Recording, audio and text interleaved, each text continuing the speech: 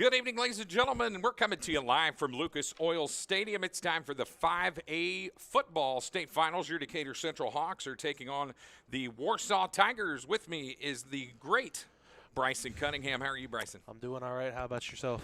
Oh, man. If I was any better, I'd be twins, Bryson. It's a heck of a night, man. Pretty excited for what's about to happen here. Looks like the Warsaw Tigers are about to run out of the tunnel here, and our Hawks are about to burst out of theirs on the opposite side. They're showing off the Jumbotron right now. The man that's kind of stirred the drink this year, Casmir Hicks, number 7 for your Hawks.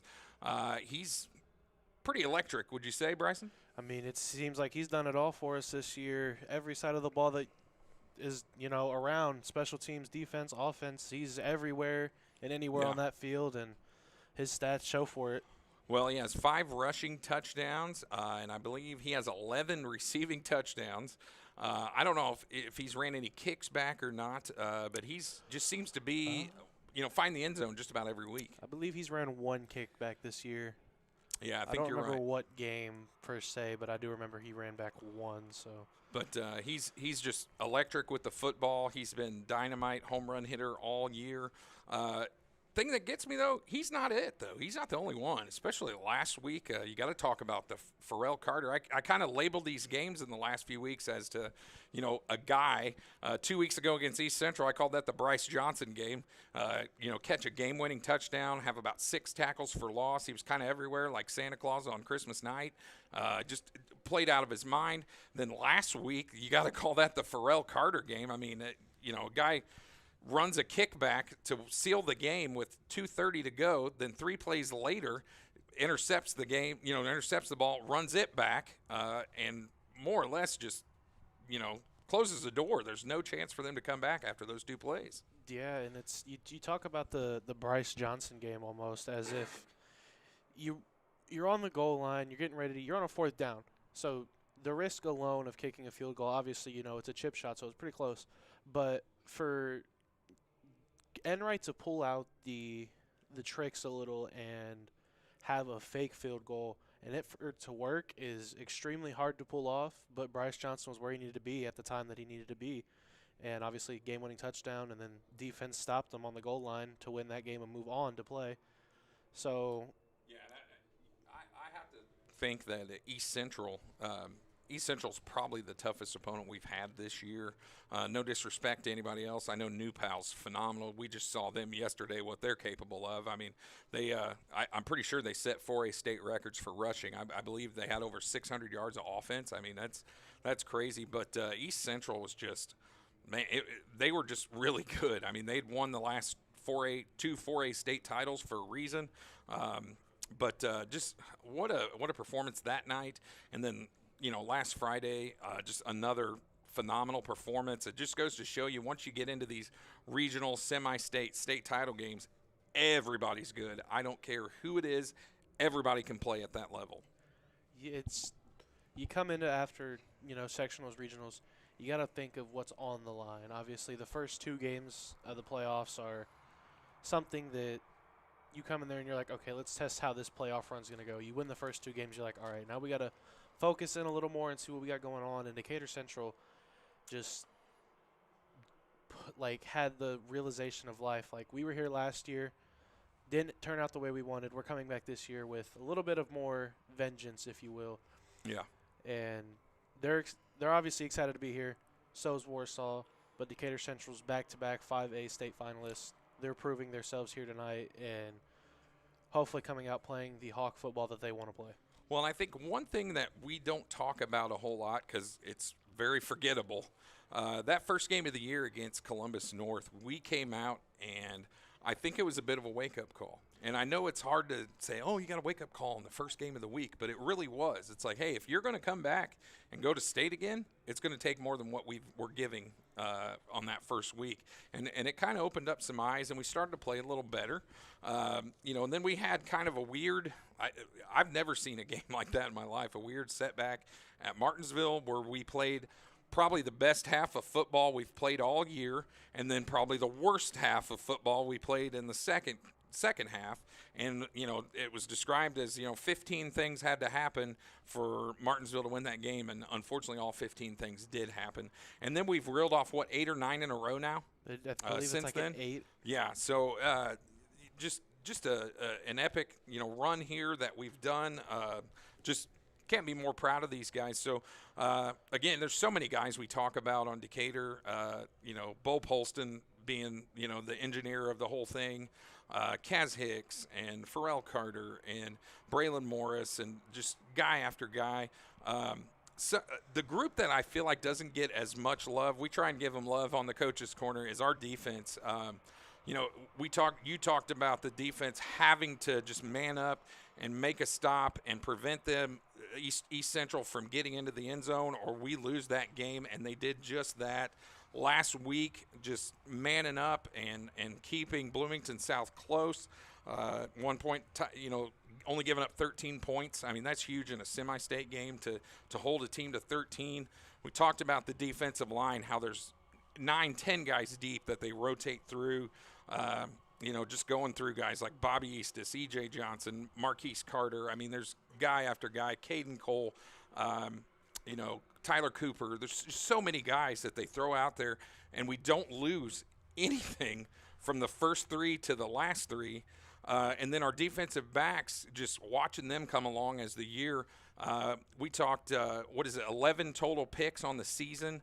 4 of them alone from, I want to say it was Casmir Hicks has 4 interceptions on the year, and then there's somebody else has 3, and then another young man has 2, and then you've got a couple guys with 1. So it's been really impressive just to see these guys. So Casmir Hicks has 4. Looks like B.J. Johnson, who unfortunately moved schools. He's no longer with us. We sure do miss him. Big shout out to B.J. up in Fort Wayne now. But Pharrell Carter has 2. Braylon Morris has 2. Mike Campbell. We have 2 defensive ends with picks, Michael Campbell and Bryce Johnson. That's pretty well-rounded, if you ask me. So a lot of guys that you could mention and talk to. But let's talk a little bit about Warsaw. So I watched a little bit of tape on them today, Bryson. I don't know if you were able to see them on film. Watched a little bit of it. But they are led by their quarterback, number 10, Quentin Brock. He is a 6'1", 180-pound junior. He loves to run, but he can throw. They just don't throw often. They remind me a lot of the East Central type team.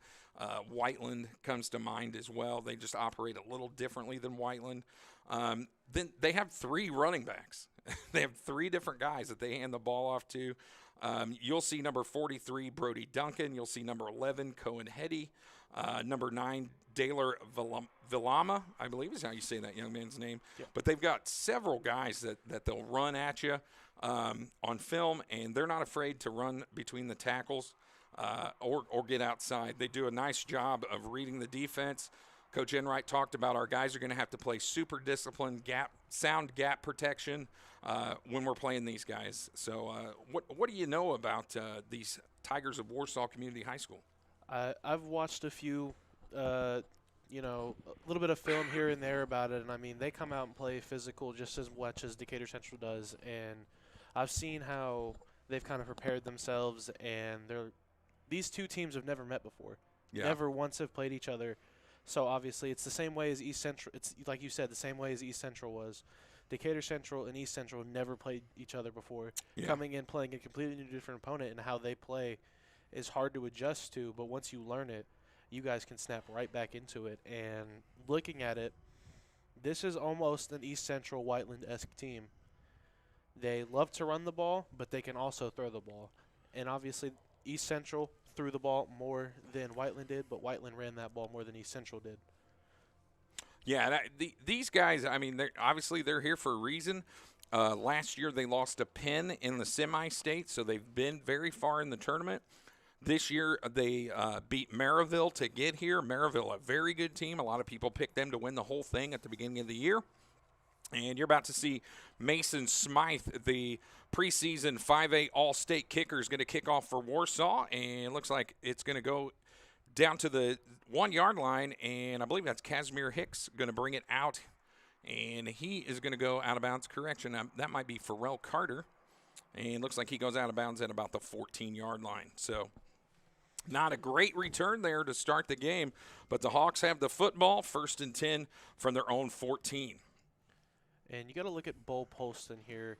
Obviously, here last year, a little bit more pressure being the first time that he's ever been this far into the playoffs, and they're back again. I believe that he is more prepared than he's ever been for a game, and I am excited to see how he plays this one out as Decatur Central gets the ball first.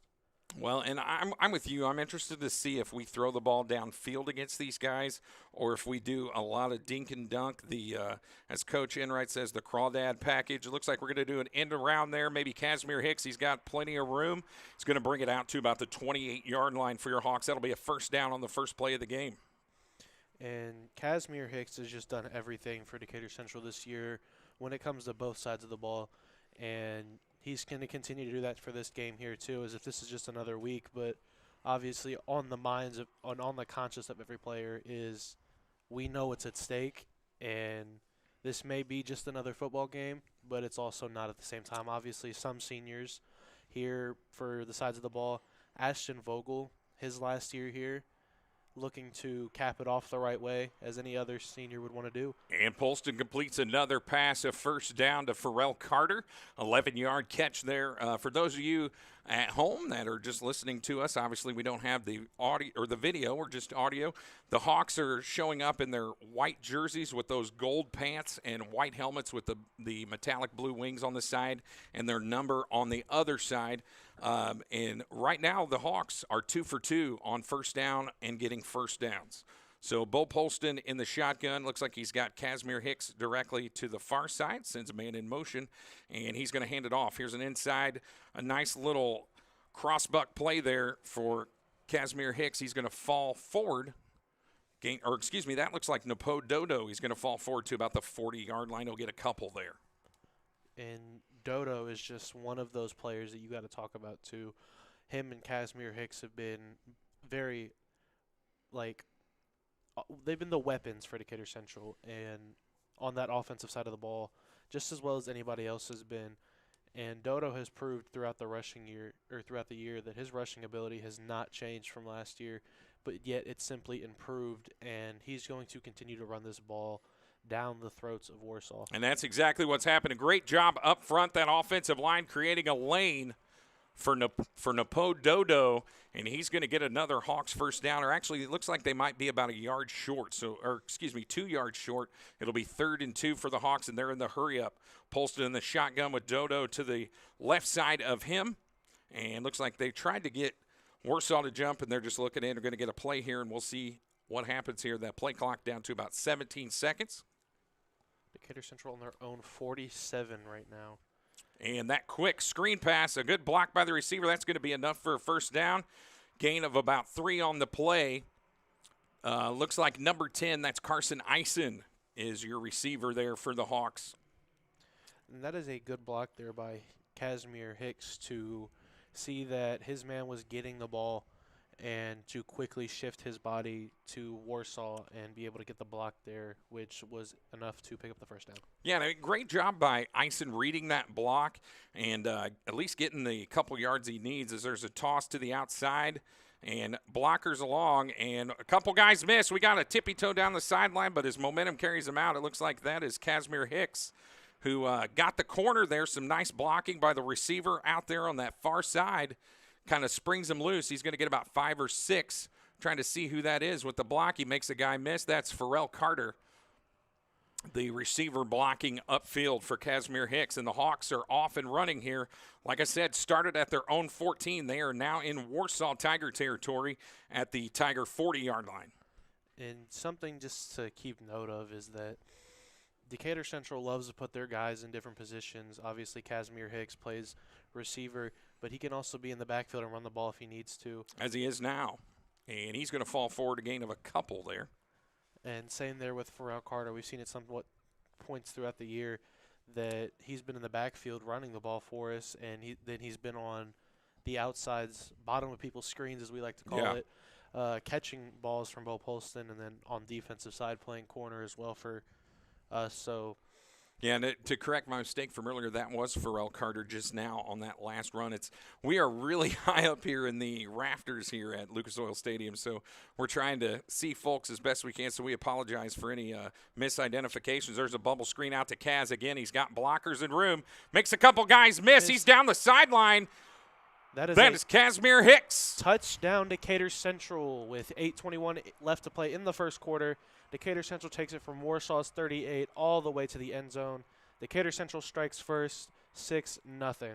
And I'll tell you, we talk about this quite a bit. Casmir Hicks is an athlete and makes guys miss, but that play happened because those two wide receivers out there in that screen are blocking. And they popped him. He got enough room, was athletic enough to make a guy miss, and Ashton Vogel here is on to kick the extra point. Al Serber, the long snapper, Bryson Bonowit, the holder. They've been together all year, and as a matter of fact, this is their second year total together. And like clockwork, as I say, Ashton Vogel, you can sit your watch to him. He is good to go. And that is just a kick that Ashton Vogel does not miss. It is very rare to see him miss a kick like that. And it looked like I'm watching the replay of the touchdown, and Napo Dodo did a great job just taking 2 and 3 guys out on that sideline, and Casmir Hicks just read that block perfectly. He came off that inside hip of Napo as he extended. As a matter of fact, he lost his helmet on the block, and Kaz just made another guy miss and tippy-toed down the sideline just in precision workman-like fashion, man. We just went from the 14 to the end zone, and what about 10, 12 plays? I don't know if it tells you how many plays the drive was here on our stat sheet. But my goodness, Casmir Hicks, 2 rushes for 23 yards. Dodo had 2 for 9. Pharrell 1 for 2. Kaz just now is a 38-yard touchdown reception. My goodness, just everybody got a hand in it, just like we talk about. Pharrell with a catch for 11 yards. Carson Eisen with a big first down catch for 3. I mean, just everybody firing on all cylinders. O-line looked great, so now it's the defense's turn to see what they can do with the Warsaw Tigers. That was 3 minutes and 39 seconds of perfect offensive football, and I don't think you can draw that up a little bit, maybe a little bit better than that, but that is perfect. You go 84 yards down the field. Yeah, it says score. 8 plays, 86 yards, and 332, Bryson. And now you look at the scoreboard, you think of last year, final score was 33-6. Decatur Central already has more points than they did last year. Obviously, they're excited to be here and showed that they're ready to play some football. Well, and we talk about all the time, Coach Enright brings it up. We want to play fast and physical, and we want to score early and often. And right now, it's exactly what we've done. It's just our time to see what our defense can do. That's one thing that bodes well for us is our defense is deep.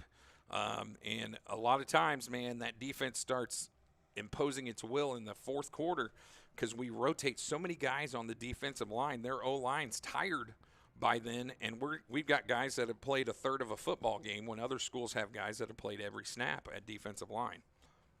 So here comes that Decatur Central defense out here to play the physical football that they've been playing all year. And one man you got to talk about on that defensive side of the football is Michael Campbell. He's been able to get the reads off this year, understand plays, and get to where he needs to be when he's wanted to be there. Obviously, how many sacks is that on the year for him? Michael has quite a few. Let me bring up the stats here on our defense. But he's had tackles for loss, caused fumbles already. Yeah, without a doubt. And he's just been able to read, making a good adjustment here from obviously freshman year playing quarterback to yeah, he's something else. Michael Campbell, he is a problem, something fierce. And so Michael Campbell this year, goodness, I'm really struggling to find his sacks there, Bryson. I apologize. Apologize to our listeners, but he's just a problem, as you see, or as Ashton Vogel puts a foot in it here, and another touchback for Ashton Vogel.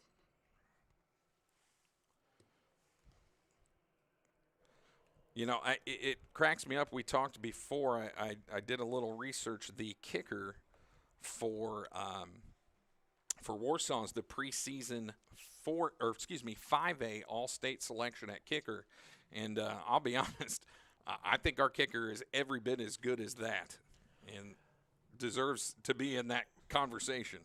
And I like how you bring up the fact of the comparing of the kickers, because something I do want to compare is the fact that Warsaw's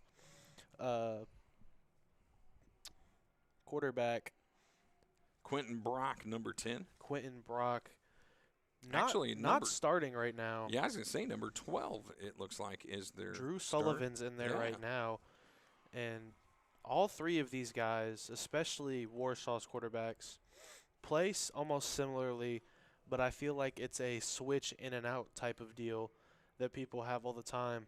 Yeah, and I mean, quarterbacks. It looks like they picked up 3 yards there on first down. It looked like a quarterback keeper was Sullivan falling forward there. But I look at Quentin Brock and I look at Bull Poston. These guys are different, but they're also similar. Poston obviously likes getting that ball out a little more. Well, and they're going to stretch it outside here, and they got a little bit of a lane, but it closed pretty quickly. And trying to see who that was, number 28.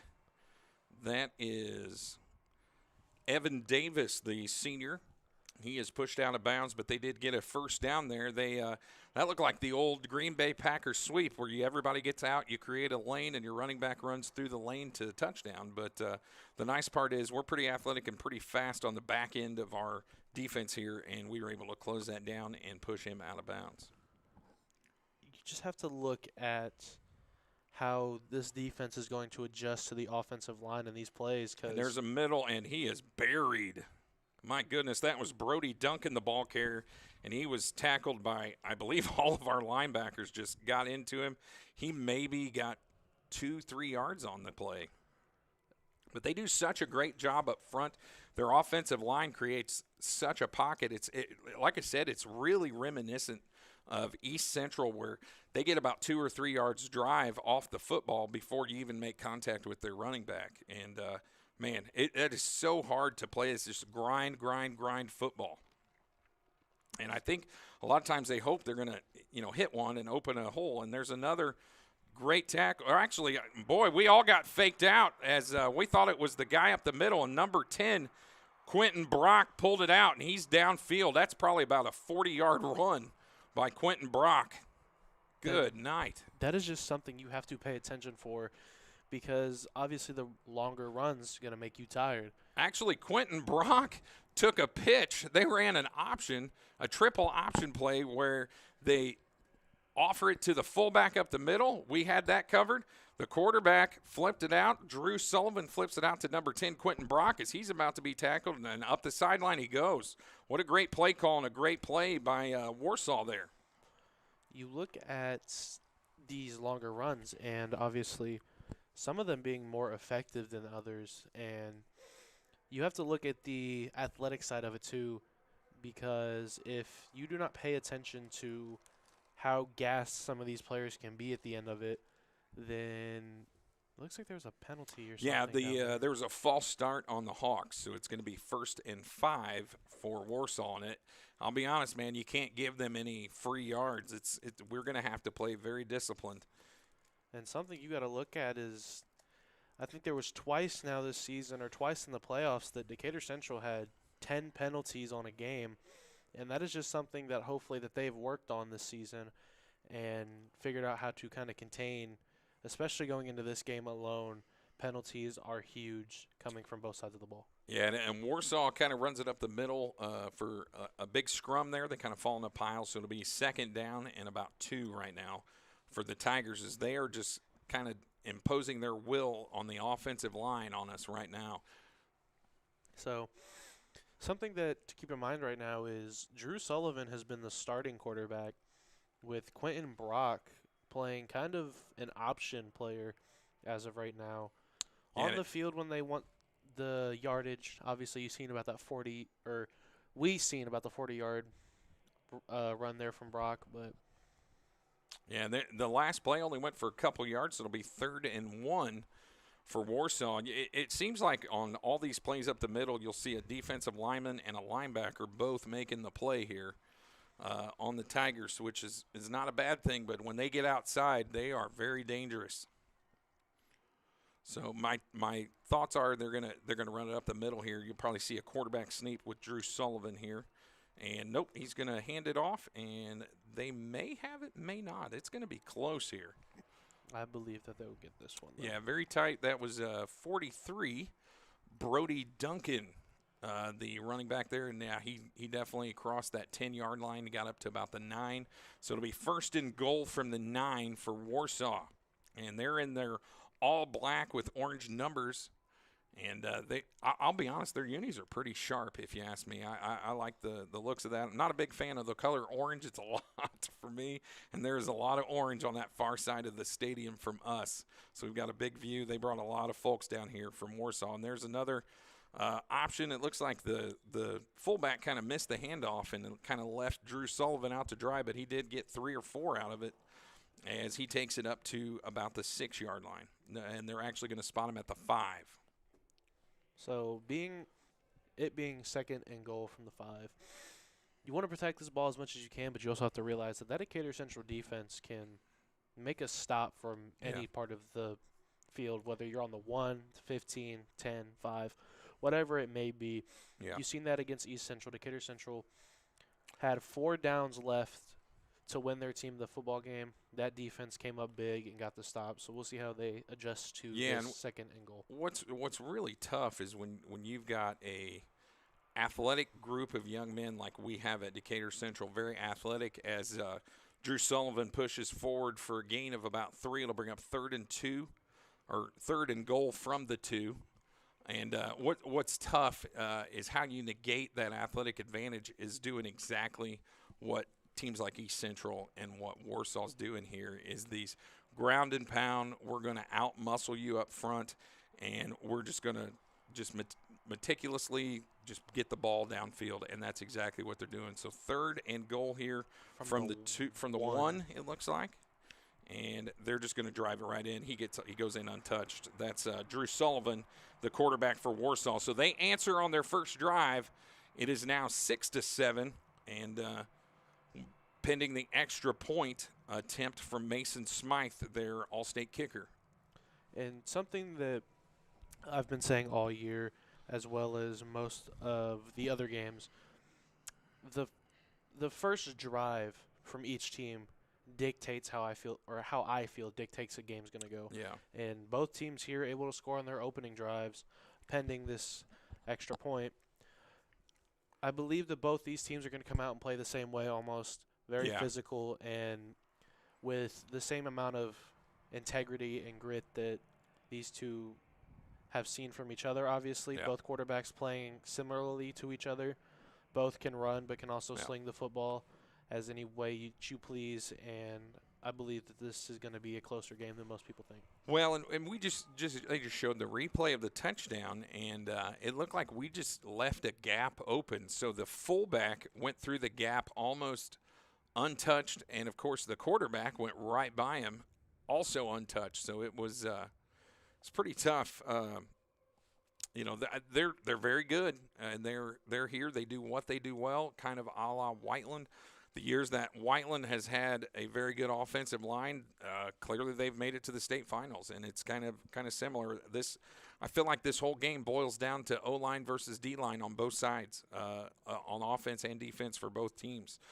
We all know the skill players are skilled. They all can do some impressive things. That last drive was kind of catapulted by the 42-yard run by Quentin Brock on the triple option play down the sideline. We let him get outside. That's been something that we've talked about all year, is covering that, keeping that outside hand free on our defensive lineman and not getting blocked down on the edge there. So that's something that they exposed on that last drive. Hopefully we can come back and score again. Like I said, we talked about it in Coach's Corner. Special teams is a huge weapon that we feel like we can use. I've said it before. I put our special teams up against anybody in the state of Indiana. And, on those drives where we kind of peter out, kind of like we did last week in Bloomington South, we still come away with 3 points. And I'm going to bounce back to what you said about something here earlier, is how Decatur Central has that ability to not only come out and play football for all four quarters, but we have the ability to make the adjustments we need to make to take guys out, but know that if we take this guy out, the guy going in for him is still going to play the same way as if we never took him out to begin with. And that is something Decatur Central has utilized all year. Obviously, players going to be tired, and you're going to be playing, Yeah, I 80 mean, some minutes it's of football. definitely next man up mentality, and it's usually you say that when somebody's injured, but in our case, it's been, we're doing it because we want guys to be fresh when the other team is not. Exactly, and making that a point to do that with both offense and defense is something that Decatur Central will utilize a lot. I definitely see them utilizing it a lot during this game, especially because Warsaw has these. You mentioned Warsaw has 3 running backs, so they have 3 different guys to utilize at that position alone. Well, and we saw if you add backup quarterback Quentin Brock, there's 4, and then Sullivan himself is a running back, so they have 5. If you really want to, get nitpicky, I guess. And that's just something that you got to pay attention to is they can change guys at the back position, but Decatur Central can change guys at any position. Oh, my goodness, a much better return here. And if he had a better block down the middle, he could have taken that one back. I think that was Pharrell Carter right up the middle. He brings it out to about the 42-yard line, it looks like. 41 maybe. They're going to mark him on the 40. They kept walking back where they were marking initially, and then they walked him back to the 40, which it looks like that's about right based on the replay. But Pharrell started it with the ball on the far side or the east side of the arena and brought it back towards the middle and was able to bring it out to the 40. So they're going to start 24 yards or 26 yards closer to the end zone than they did in their first drive. And, again, you have to think a football field is 120 Oh, yards. goodness gracious. And I think, thank goodness, Bo Polston, I had no idea that middle linebacker was just standing right in the middle of the field, and he threw it right to him.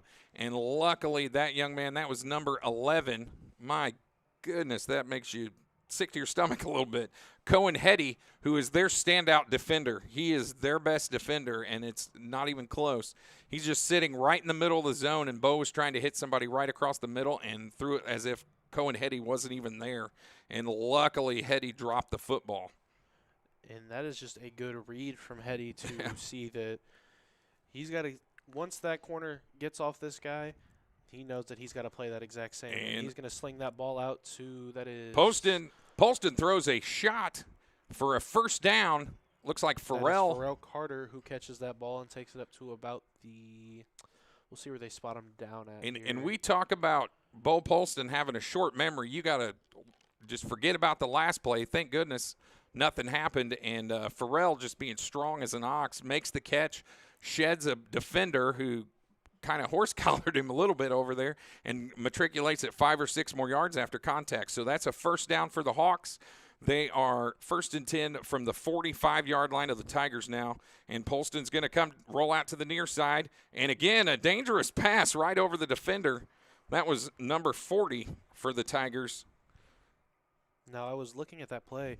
He threw that ball, and I was looking. Dodo was sitting wide open, just kind of in the flat there. Maybe he could have called for that ball, or that was thrown. It was Dodo. Yeah, he was. It's one of those plays where you have guys running routes in levels. You have a near level and a far level, and 40, who's Matthew Flores Ortega for Warsaw, was standing in between the 2 levels. Bo was trying to throw it just over him. I'll be honest, I felt like Flores Ortega might have got a hand on it. As we go to second down here for the Hawks from the Warsaw 45. We're going to do a quick screen out of the backfield. He's got room and some blockers. Can't really tell who that is. Maybe Pharrell again. It is Pharrell Carter, and he's going to be out of bounds for a first down at about the 33-yard line for the Tigers. And it's like Sid, you can send any of these Decatur Central guys anywhere on the field, whether they're coming out of the back of the field or they're at the top or the bottom of the play. And they're just proving that I play wherever they tell me to. But, again, the trio of blockers out there on that screen, Dodo and Ison and Casmir Hicks, all 3 guys locked up a defender and made that happen. And we're doing the same play to the other side. 2 blockers. Again, another great block on the outside springs Casmir Hicks. He's going to get out of bounds, maybe a half a yard short. I wish I could tell who the young man was that did the block, maybe.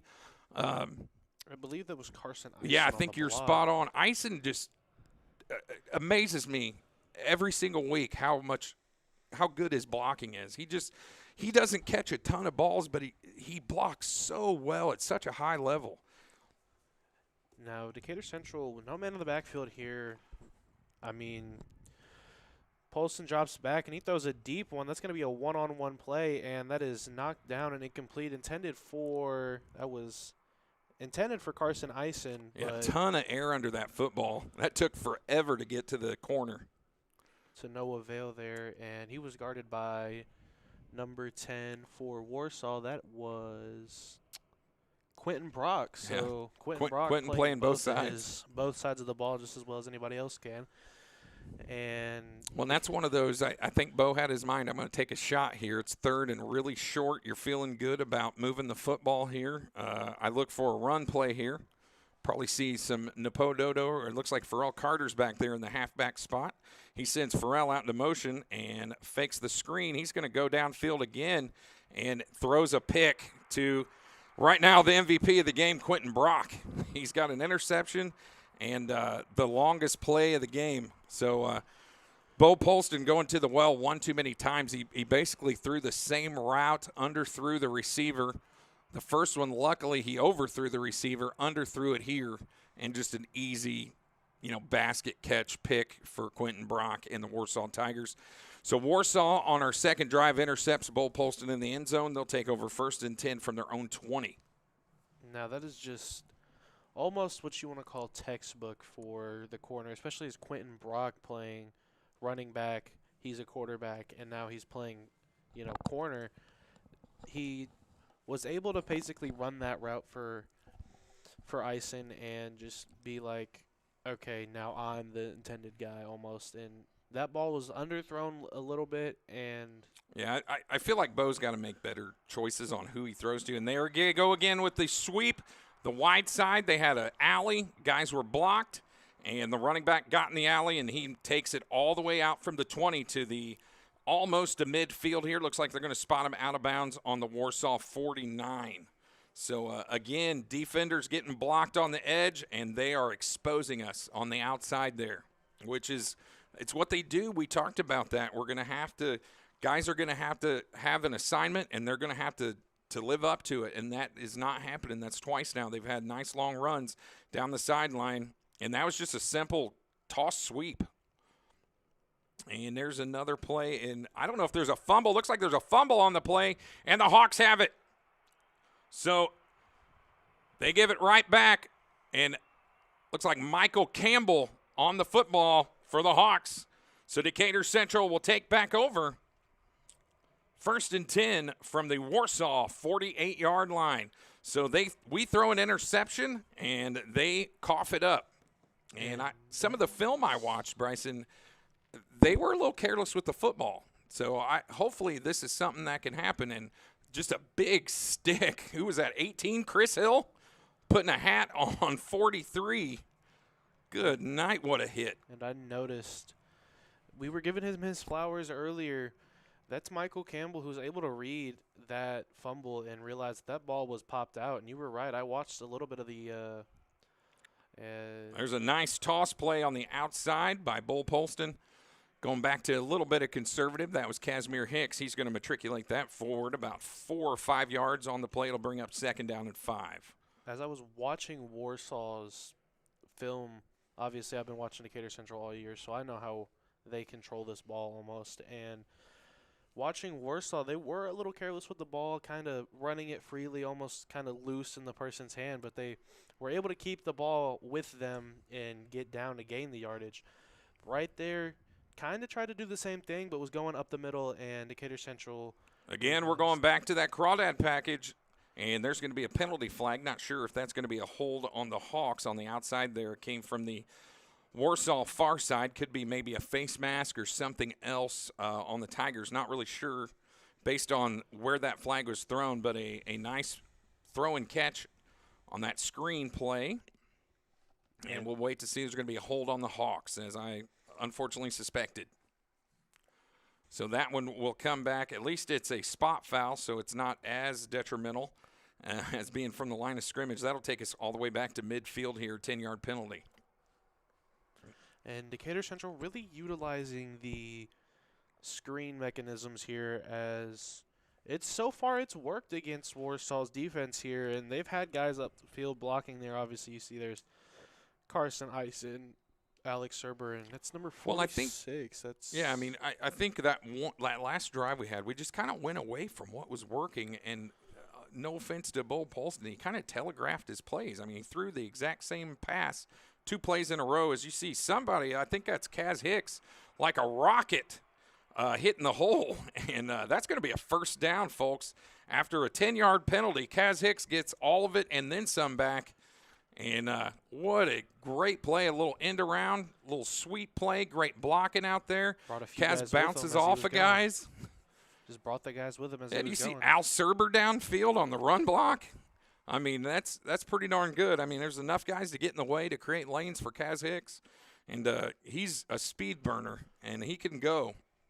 And I'm liking what I'm seeing from Decatur Central so far. Obviously, making the one mistake of throwing the interception. Yeah. But as coaches say, you look past the last drive or the last play and just go as Polston's going to keep it, run it, and is tackled at about the 37-yard line. Not a bad decision by Bo Polston. He had a sweep option out there to Napododo running around the far side, and Bo pulled it, saw some space ahead of him, and decided to keep it, and gains about 5 on the play.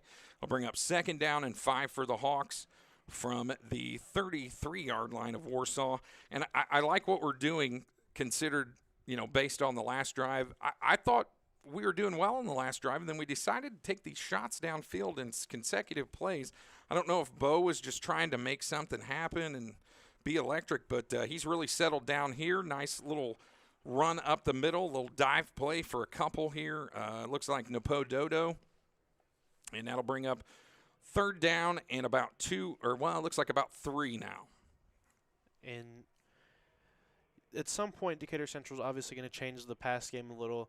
The two plays that weren't screens obviously didn't come up as what he wanted, but Decatur Central is going to try and get Warsaw to go off. I wouldn't be surprised. It looks like the Hawks called a timeout. I wouldn't be surprised to see a screen to the far side of the field. We are on the far right hash. That was the last play of the first quarter. So there you go. First quarter's up, tied all up at 7, and it is a 3rd and 2 for Decatur Central on Warsaw's 30. So excited to see how Decatur Central goes, as they are about to switch field positions, I believe, actually. So yeah, we'll give you a little bit of rundown of the stats of that first quarter. The Hawks right now, obviously, we've had 2 possessions, or we're in the middle of our 2nd possession. Is that correct? Or no, we're in the middle of our 3rd. And Warsaw's had 2 possessions themselves. We have 150 total yards. They have 103. We have 79 passing. In true Warsaw fashion, they have 0 yards passing, but they have 103 yards rushing. We have 71. Something that we've got to tighten up. We've got 2 penalties for 15 yards. They have not been flagged yet. We have 8 first downs. They have 4. They're 2 for 2 on 3rd down. We're 1 for 2. 20 total plays for the Hawks, 12 for Warsaw. However, score's tied at 7. So just kind of an odd situation. Both teams have 1 turnover, so nobody's really winning the turnover battle. So as we take a little second here, I was talking about him earlier. I got a little interview with Michael Campbell earlier this week, and I want to just play that so you guys can kind of listen here. So I'm going to go ahead and play that for you and bring that up. Really good that we've accomplished a lot. Our first year we went to state, we were just excited to be there, and we wasn't really prepared for the game. I don't say prepared, but we were just excited to be there. This year is like a business trip. Now we ready. We got the experience from last year. Now we're just ready to play. Do you think the experience from playing Fort Wayne Snyder last year helped you guys throughout your playoff push and your road back to state? Yeah, it did, because Snyder was 6A before they went there, and they bumped down last year. So it was a bigger opponent we went against, and this is Warsaw. So Warsaw was 6A last year. Now they're back to 5A. So I think we got a good understanding about it now. So the records say you guys are 1 game behind due to your bye week, do you think that that will mean something because they had that extra week of practice, or do you think that you guys will still come out there with a better resting week than they had? I honestly believe that. I mean, it really don't matter, really. But like, if you get more practice, then you're more prepared. If you get more rest, then your body's more, like relaxed. But it can go either way. You just gotta go out and play ball. So as that just ended, as you can see, Michael Campbell was definitely ready for this game, and he was pumped up and fired up, and kind of gave his insights on how he felt. Obviously, Warsaw was 6A last year, bumped back down to 5A. So glad to see that they're ready, and they don't think of this as a Fort Wayne Snyder rematch. They think of it more as an East Central rematch, and they're just looking to get the same outcome as they did last time. Yeah, I just there's a different feel about this group. They just this is a business trip. This is we've already been here. We've already got the first time jitters out. I think these guys are just have a different mentality. As Casmir Hicks runs the ball for a short gain here. Don't know if it was good enough for a first down. So Casmir Hicks gets a Hawks first down on 3rd and 2. That'll put the ball on the 27-yard line, and Decatur Central gets to refresh their brains a little and think about this. And Yeah. I'm liking what I'm seeing so far from Decatur Central, especially on this drive, kind of being more conservative with the ball and making sure that there's not another fumble. And Paulson hands that ball off. That looks like that is going to be handed off to breaking tackles upfield. that was number Farrell. 1, Farrell Carter. So breaking tackles, getting Decatur Central even farther down the field, bringing up a 1st and 10 from the 15. So And 5 there's yards a off the first and Warsaw goal. Tiger down at the 30. So we're going to have an injury timeout here. But I'm with you, Bryson. This drive has been eerily reminiscent of the first, just, blue-collar, workman-like guys going up the field. It looks like the player down is Gavin Schultz, but the way he's sitting, it looks like maybe he's just got some cramps possibly.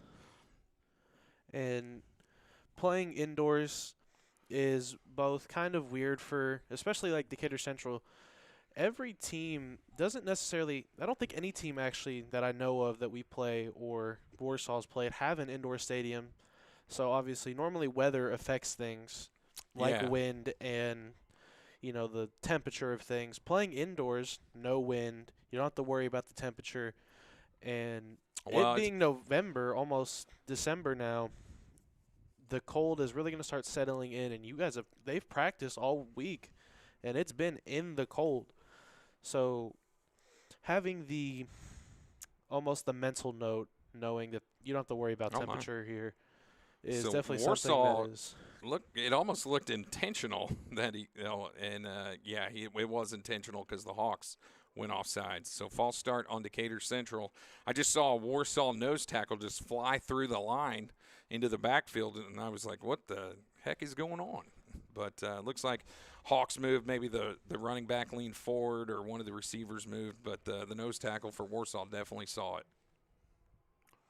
So it'll bring up 1st and 15. This is just one of those things, man. We've been doing it all year, putting yourself back and starting in a hole. But Bo Polson will take the snap and pass that one right out to Casmir Hicks, who makes Oh, a couple my. of men miss and is going Oh, my upfield goodness. and breaks a couple tackles, and he's down at about the 5. what a gutsy, tough run for Casmir Hicks. His yards after catch have been ridiculous today. Man, what about 4 guys had a shot at him, and had he kept his feet under himself, he would have scored. So Casmir Hicks, about a 11-yard, or actually it'd be about 16 yards because now it's 1st and goal from the 4 for the Hawks. So the Hawks knocking on the door once again. And like Sid, you like what you see here as Decatur Central hands that ball off, and that's going to be right upfield, and that is Farrell Carter on the touchdown there. So Decatur Central strikes right back after following the interception on the last drive. Score now 7-13. Decatur Central leads with 10:24 left to go here in the second quarter. And that was almost a Farrell Carter, Casmir Hicks, just down the field running from – it feels like you were saying one of their names every other play. Yeah, those two guys are like twins at this point. one or the other, 15 yards, 16 yards, 10 yards, 7 yards, a pop. As Ashton Vogel set to kick the extra point here, and looks like he is good. And no, they called it. He said he's no good. So it's 13-7 Hawks. So a rare misfire for Ashton Vogel. And folks, if you've never tried to kick a field goal, especially in an NFL stadium, a lot of people don't know those goalposts are narrower by about 2.5 feet on either side, so 5 feet narrower. It is way tougher to kick a field goal in that. It's kind of akin to trying to score a soccer goal. As the goalie, they teach you to come out and cut off the angle, so you've got a shorter angle to kick from, and really tough. And so it looked like he pushed that to the left. I thought it was good, but like I said, we are very far away from the field in our vantage point. But my goodness. And something else to take in mind as you're kicking a field goal, you're in an indoor stadium. Noise is going to stay around the entire time. So obviously Warsaw was trying to throw off Vogel's kick there a little bit, and it worked as Vogel missed that. And that is a very rare miss from Ashton Vogel. But we were talking about it earlier. Casmir Hicks and Pharrell Carter were just some of the most in sync kind of duo I've seen out of most of these IHSAA duos for.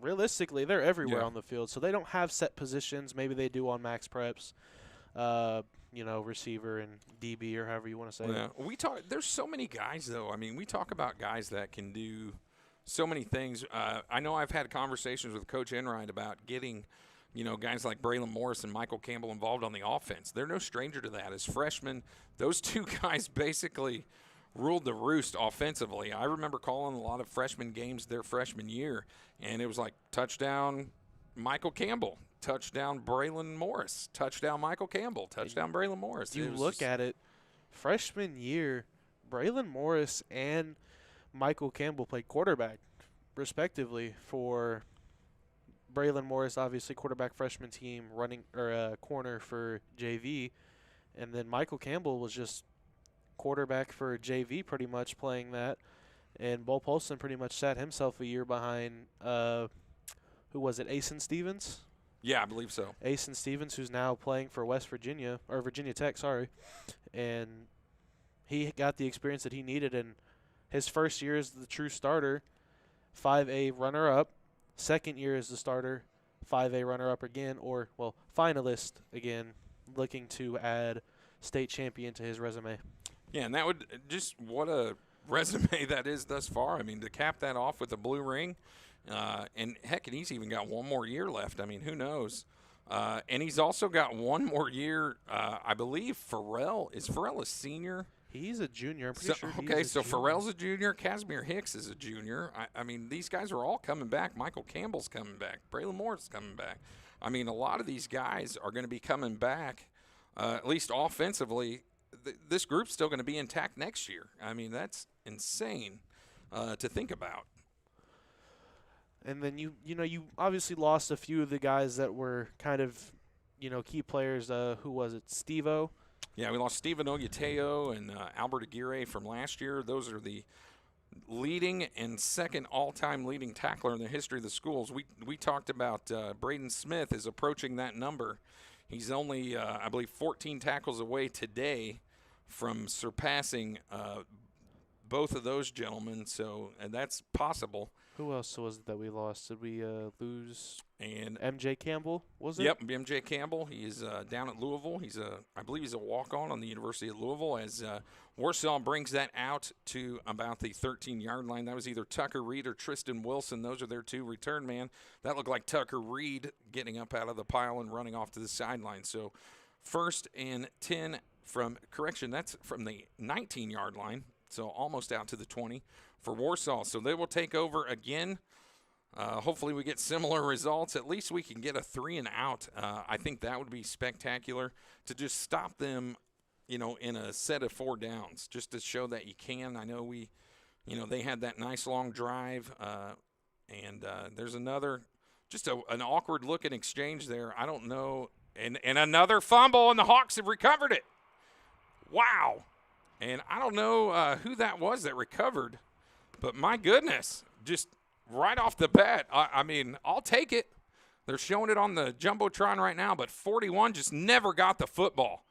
Just And never got it. And that was just a plethora of Hawks who fell on that ball. well, Wanna I see got who my eye came on the up with it. gentleman. That is Casmir Hicks, it looked like, just got off there. Yeah, that was looked like that Casmir might have Hicks been with the fumble recovery. Either Casmir Hicks or Colton Eisen on Yeah, one of those two. it looked like a single-digit number, and it looked like 7 to me. We'll get the official here in just a minute from our teleprompter. It'll tell us the last play that happened here. But, my goodness, what a So turn of fortunes here. Decatur Central has a chance to go up 2 scores with still 10-13 left to go here in the second quarter alone. Decatur Central now has the ball on Warsaw's 22. My goodness. And I'm with you. Just keep it on the ground here, and that's exactly what Hands we the do. ball off. That is Pharrell Carter, I believe. And Farrell tried to pop No, it that is outside. Empo Dodo. And Napo just running east and west, not north and south. If he had planted and got upfield in the little bit of space he had, might have got a yard or two, but instead it's a no gain for Napo. And that is something you rarely see is a no gain for Dodo. He's really agile, and actually I had a chance to speak with him this week too, which I will get to that interview here soon, hopefully. He was ready for this game, I feel like, as much as anybody And else there's is. another run up the middle for the Hawks. They're going to take it out to about the 15-yard line, trying to see who that is. It'd be nice if you could see Dodo, but that looks like Pharrell Carter. I feel like he's struggling to get going right now. He's had a couple of decent runs Napo Dodo has, but he just hasn't had any Napo Dodo-esque plays just yet. So still waiting on him to take off. And you looking at it, they're switching 3 different guys out right now in the backfield as Dodo, Hicks, and here's another penalty flag on the Hawks. Casmir Hicks, Pharrell Carter, and Napo Dodo False all start. running out as the backfield. And Golly. so far that it's worked. Another penalty here on Decatur Central, and I was just talking about that earlier. Something you've got to eliminate, and especially in a game like this where there's, state finals on the line. Yep. Or the state finalist trophy, I guess you want to call it, or whatever they want to call it. You hate to be negative, but this is the penalties and lack of discipline's been an issue for several years now. It's just not something that they've been able to do. And but we've been athletic enough. As you see, there's an inside screen play, and the Hawks go back to the 15-yard line. Look like Dodo, the inside screen man, that worked really well last week in Bloomington. That went for a big gain last week. This one for about 10 yards there. That'll bring up 4th and 4 for Decatur Central on the 16-yard line. So Nice tackle made from behind by number 94. So they'd have to get to the 12-yard line here to pick up the first down. Mason Gabrick for Warsaw. So here comes Ashton Vogel to go ahead and kick this one away. This will be about a 30-some, I believe, yard field goal. About a 36 maybe. And snaps taken, kick is up, and it is. That looks good to that me. is good.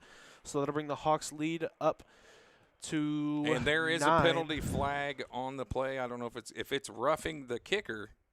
My goodness, that's a big deal. We'll see. It doesn't look like it. The Hawks are going off the field here. So not really sure what that penalty was. Personal foul. It was running into the kicker on Warsaw. So that'll put the Hawks lead up to 9 now. Yeah, I was going to say, and I guess the penalty's not enough for a first down. So if you're the Hawks, you probably decline and take the 3 points here. Yeah, no, definitely a clear penalty there as Vogel fell down to the ground. Well, I'm not sure. So Oh, are they going it's to have to first and- re-kick? First and So 8, it is a so first down. that'll bring back Decatur Central's My offense. goodness. And, well, I mean, that's Well, that just was- a costly mistake by Warsaw to bring Decatur Central's offense back out here to put And even not more just points that, up on that's the their board. first penalty of the game, Bryson. That's a huge penalty. Difference in 3 points and possibly Snap taken, ball 7. handed off here, and actually his quick screen pass, and that is Easy money right there. that is Casmir Hicks again with his second touchdown coming off of a screen pass. And Casmir Hicks wasn't even touched. correct me if I'm wrong, is that the same screenplay he scored on earlier? Could be. It's possibly. But here's the big question. Since you missed the extra point earlier, yeah, it definitely looks like the exact same crawdad package on the outside to the near side of us, and Kaz just walks tippy-toes inside the pylon. So do you go for two? It looks like we are actually going to kick the extra point here to make it 20-7. That'll put Decatur Central up 2 scores, so take the points where you can get it and move on to the next drive is how I look at this. Yeah, and Coach Enright usually – oh, they did call the fake. And did it work again? It certainly did. That is – who is Wow. that? That is that Bryson Bonowit? Or no, No, that's Colton Colton Ison. Ison. So So the Ison brothers making a difference in the state championship game here. Carson with the phenomenal downfield blocking and big first down catches, and now Colton with a 2-point conversion to make the score 21-7. I kind of had a feeling Coach Enright would go for 2 here, but they disguised it looking like they're going for 1. And I'm with you. You know, it's like you take the points if you can get them. And I know I've talked to Coach Enright. Typically, if he's going to do something like that, he'll do it a little later in the game. But, man, that could not have gone better for the Hawks. And that is something that I talked about earlier. Obviously, the Bryce Johnson game, he caught a touchdown that way. And now Colton Ison putting the 2 on the score for Decatur Central and now making it a 2-score game.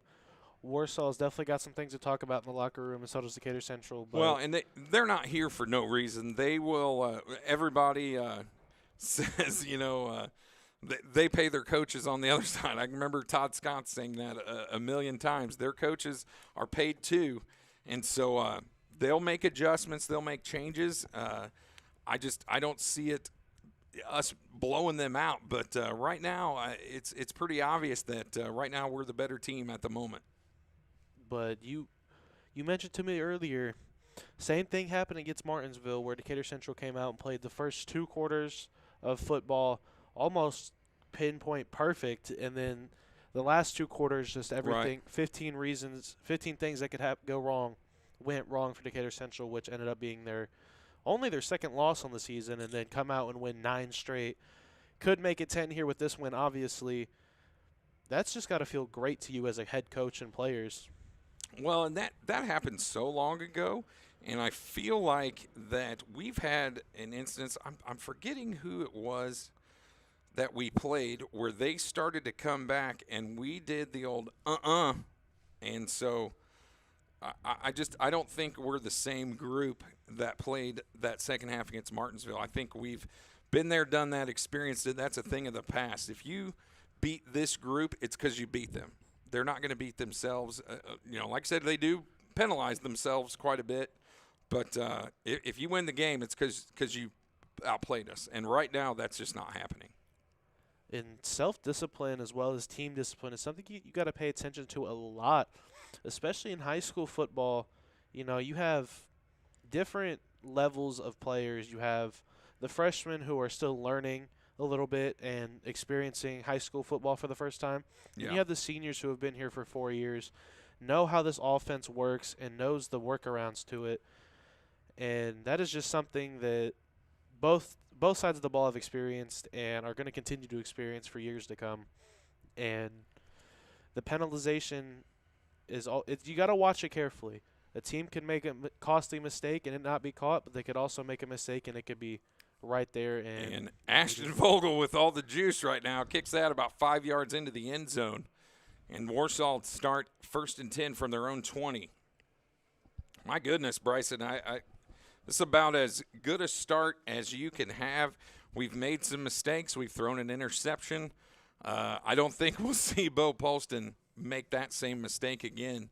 Our defense has forced 2 fumbles in almost, like 5 plays from one another? 5 plays. I mean, it was not very many plays back-to-back, and we've scored 2 touchdowns. We missed an extra point, then made up for it with a 2-point conversion just now.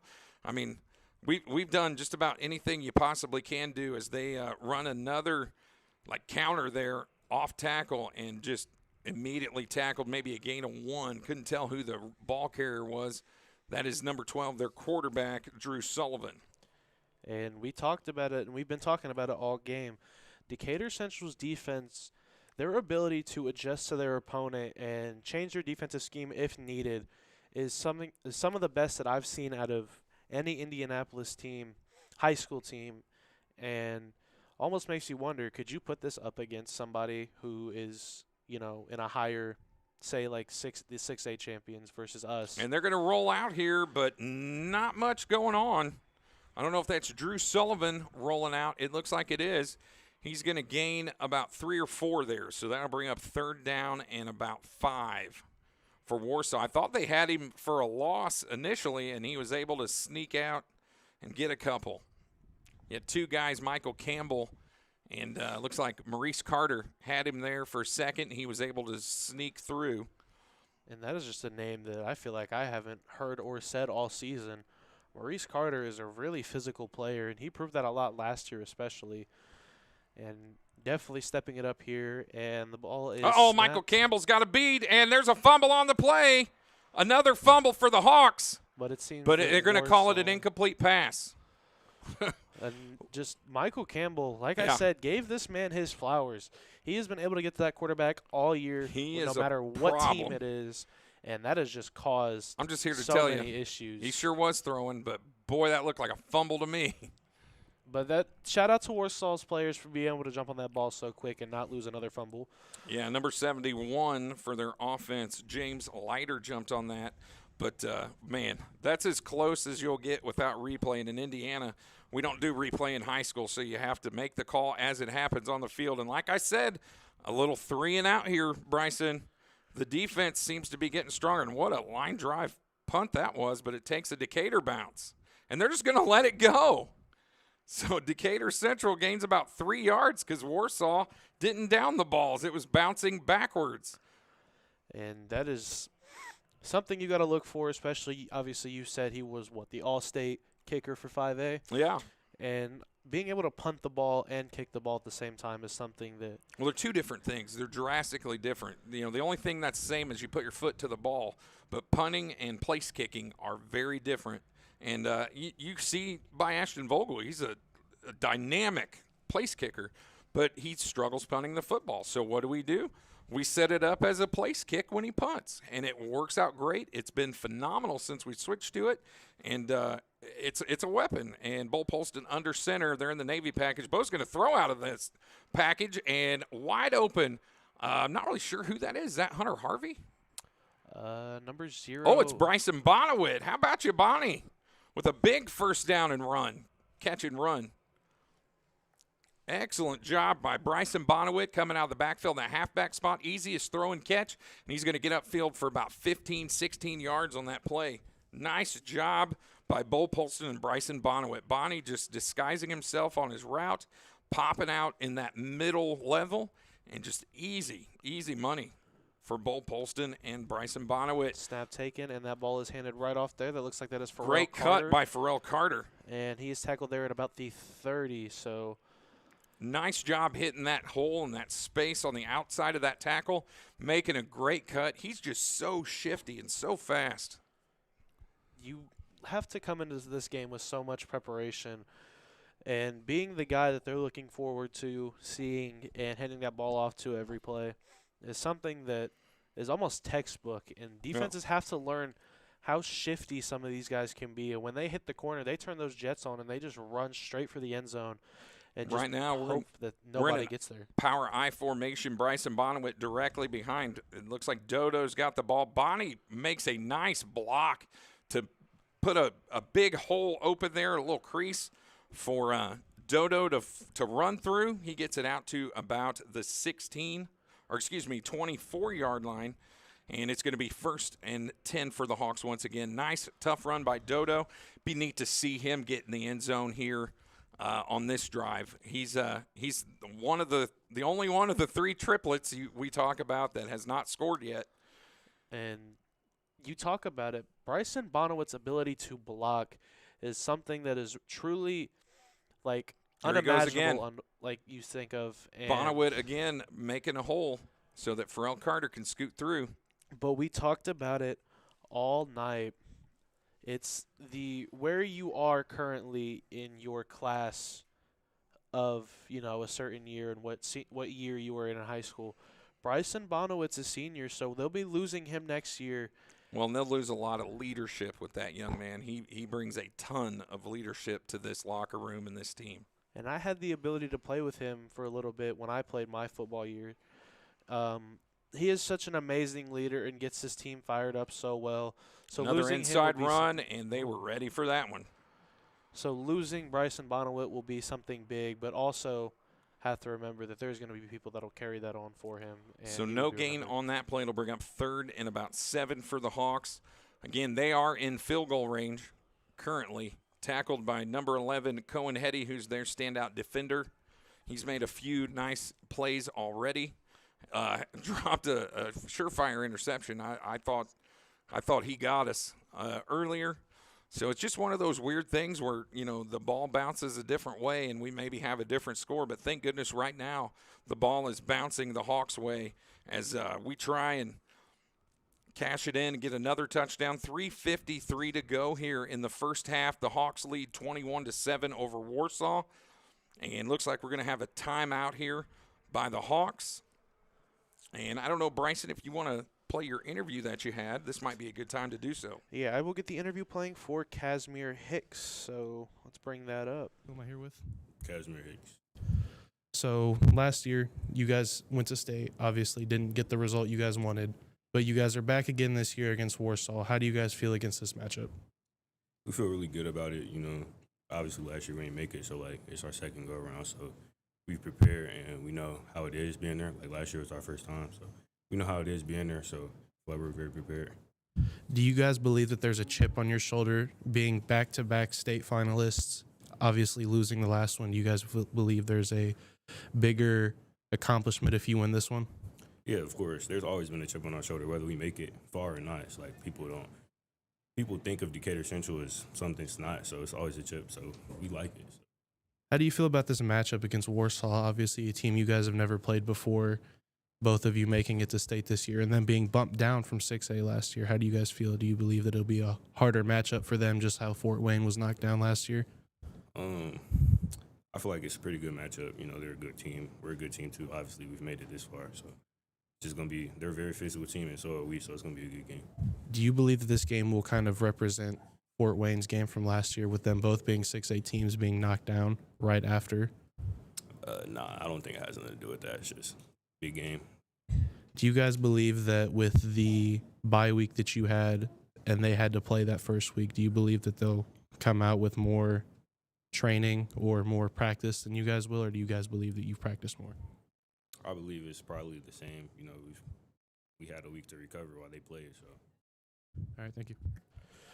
So Casmir Hicks obviously with some insights on this game, thinking that this almost isn't the same team, but he kind of looks at it more as an East Central-esque game, and that's been compared for us all night. That's just what Decatur Central believes is going to be what this game is. And as Bo that Polston in ball the is handed shotgun there. off, and that looks like that'll be Pharrell Carter.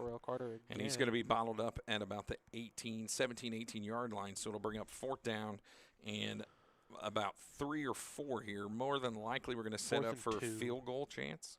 Or, 4th and 2, excuse me. Oh, we're going to go for it here, or at least we're going to show we are. To say, there's so much gamesmanship. I love watching Kyle Enright coach and call a game. It's so funny. So we may run the clock down here, knock off as much time as we can. Looks like they're able to knock off 11 seconds. We'll probably call a timeout and then set up a field goal attempt here for Ashton Vogel's what it looks like. So 3:10 and counting. Going to get it down to about 3:07 here, 3:06, and call a timeout and set up this field goal. A little bit of a smirk there from Coach Enright, kind of thinking about his play calls. He does a lot of those things. I mean, you see, on the kickoff team, they do the little fake run-up thing. However, there's been, once or twice where they've actually kicked the thing, so that keeps defenders on their toes, or hands team, or whatever you want to call it, return team on their toes. And I think we've recovered one of those. And, just doing the thing, against Plainfield in the second round, we did the old punt kick, and they called a timeout, not really knowing what's going on. I'm like, did they watch video at all? And so there's a lot of gamesmanship involved. But in this case, he's just trying to run the clock and get to halftime up 21-7 at least, and not give Warsaw, who's very capable. They're a very, very good football team, regardless of what the score says right now. They can play too. And so 3:07 left in this first half. He's just trying to get out of here with as big a lead as he possibly can get. And you talk about the trickery that he has up his sleeve. It's like most teams, when you watch, we don't kick that ball. We just do it to see if we can get them to, kind of mess around a little. But the off chances that we do kick the ball, teams are confused because they think that we're just going to go line right back up. That's all it is, the big what if. And obviously Decatur Central's kicked it a few times, which has thrown teams off. Like you mentioned, Plainfield called the timeout because they were just confused on what was going on. Yeah, they wasted a timeout. And then what's ironic is they didn't make any changes whatsoever, and we kicked it, and then I think the ball went out of bounds at the 1. And so it's like, well, that was effective. That worked. Definitely got them off their game. So here we go. We're going to see an Ashton Vogel field goal attempt. So let's see, where are we snapping it from? So about a 33-yard field goal attempt, about the same as the last one. And pretty much from the same spot, this one from almost straight on there in that middle of the field. So let's hope we get a good snap, good hold. That looks pretty copacetic, and that kick is as good can get. That's right down Main Street. And that is textbook almost. That is exactly how you want a kick to go, right down the middle. And, again, you mentioned the pro posts are about, 2 point? Yeah, they're 5 feet narrower, so 2.5 feet on either side. And I didn't know that until 2001. I was a part of the staff at Ben Davis, and we came out, and absolutely phenomenal athlete, Jeff Poisel, the Marion County Athlete of the Year in 1995. All you old Ben Davis people remember he had a 3-point shot to win a state championship game in basketball in 95, and that was after they graduated all those studs that went on. And guy's just a great athlete. I believe now he coaches at Avon High School.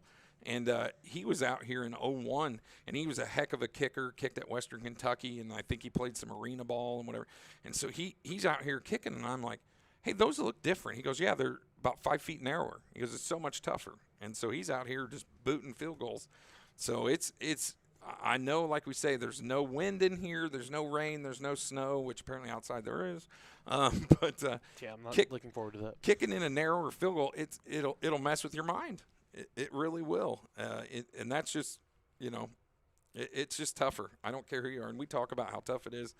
I would dare anybody. We see, College game day, these kids get picked out of the crowd to kick a 30-yard field goal, which doesn't seem like that far. But it is not easy. They've had one guy do it a couple weeks ago, and he's won $200,000 doing it. Right. All right, so Tucker Reed, Tristan Wilson back deep for Warsaw. Again, our Ashton Vogel set to kick off. Right now, the Hawks lead 24-7, 3:02 to go in this first half. Hawks having just about as good a half as you can for this game. And here we go. There's the fake. Quentin Brock back there, too. So. Okay, so Quentin Brock is back. Is it 46 and 6 are the two guys I have? So maybe 10 is back there as opposed to 46 and Quentin Brock. So Tucker Reed, number 46, and Quentin Brock, number 10 back. And Ashton Vogel, again, man, he is juiced up. That thing went about 7 yards into the end zone, and they'll take it 1st and 10 from the 20. My goodness, Ashton Vogel is got to be fired up right now because he's got 6, 7, 8 points right now in this football game. So he's got a touchdown and a 2-point conversion in points. So Ashton Vogel, we talk about him being a weapon. He has definitely been just that. You just have to look at it as this man is in his last year, and this is his last football game that he's going to get to play. He's going to make a standpoint and make sure that he stands out in this game alone. Well, I don't know, Bryson, if you got to listen to any of the games earlier today, and I listened on the radio and got to watch the second half at North Judson and Providence, and North Judson did not have a kicker.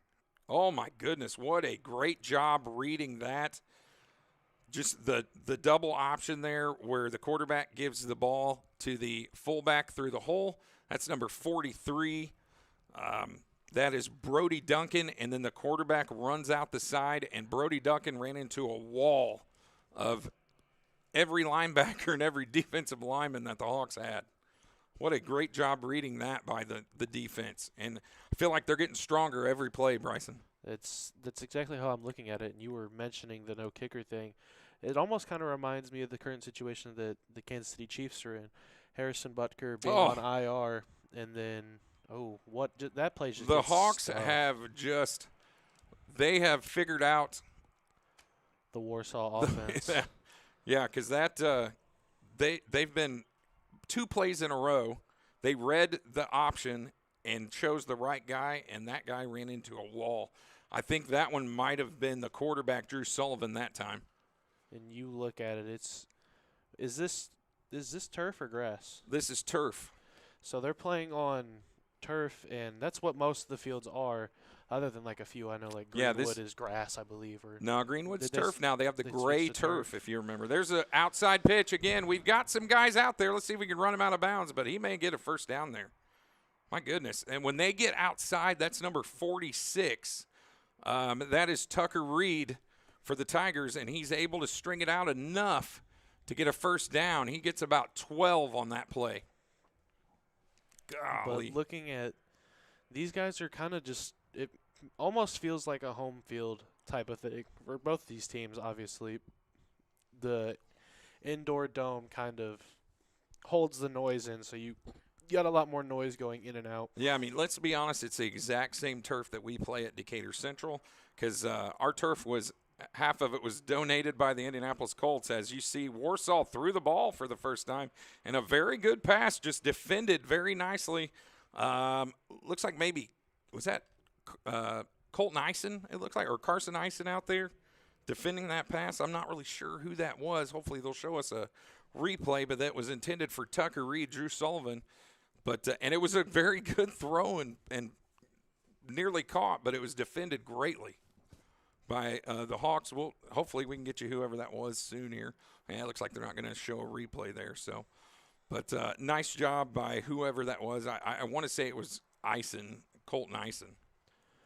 And that is. And there's an outside pitch and a great job by Michael Campbell. He is a freak, folks.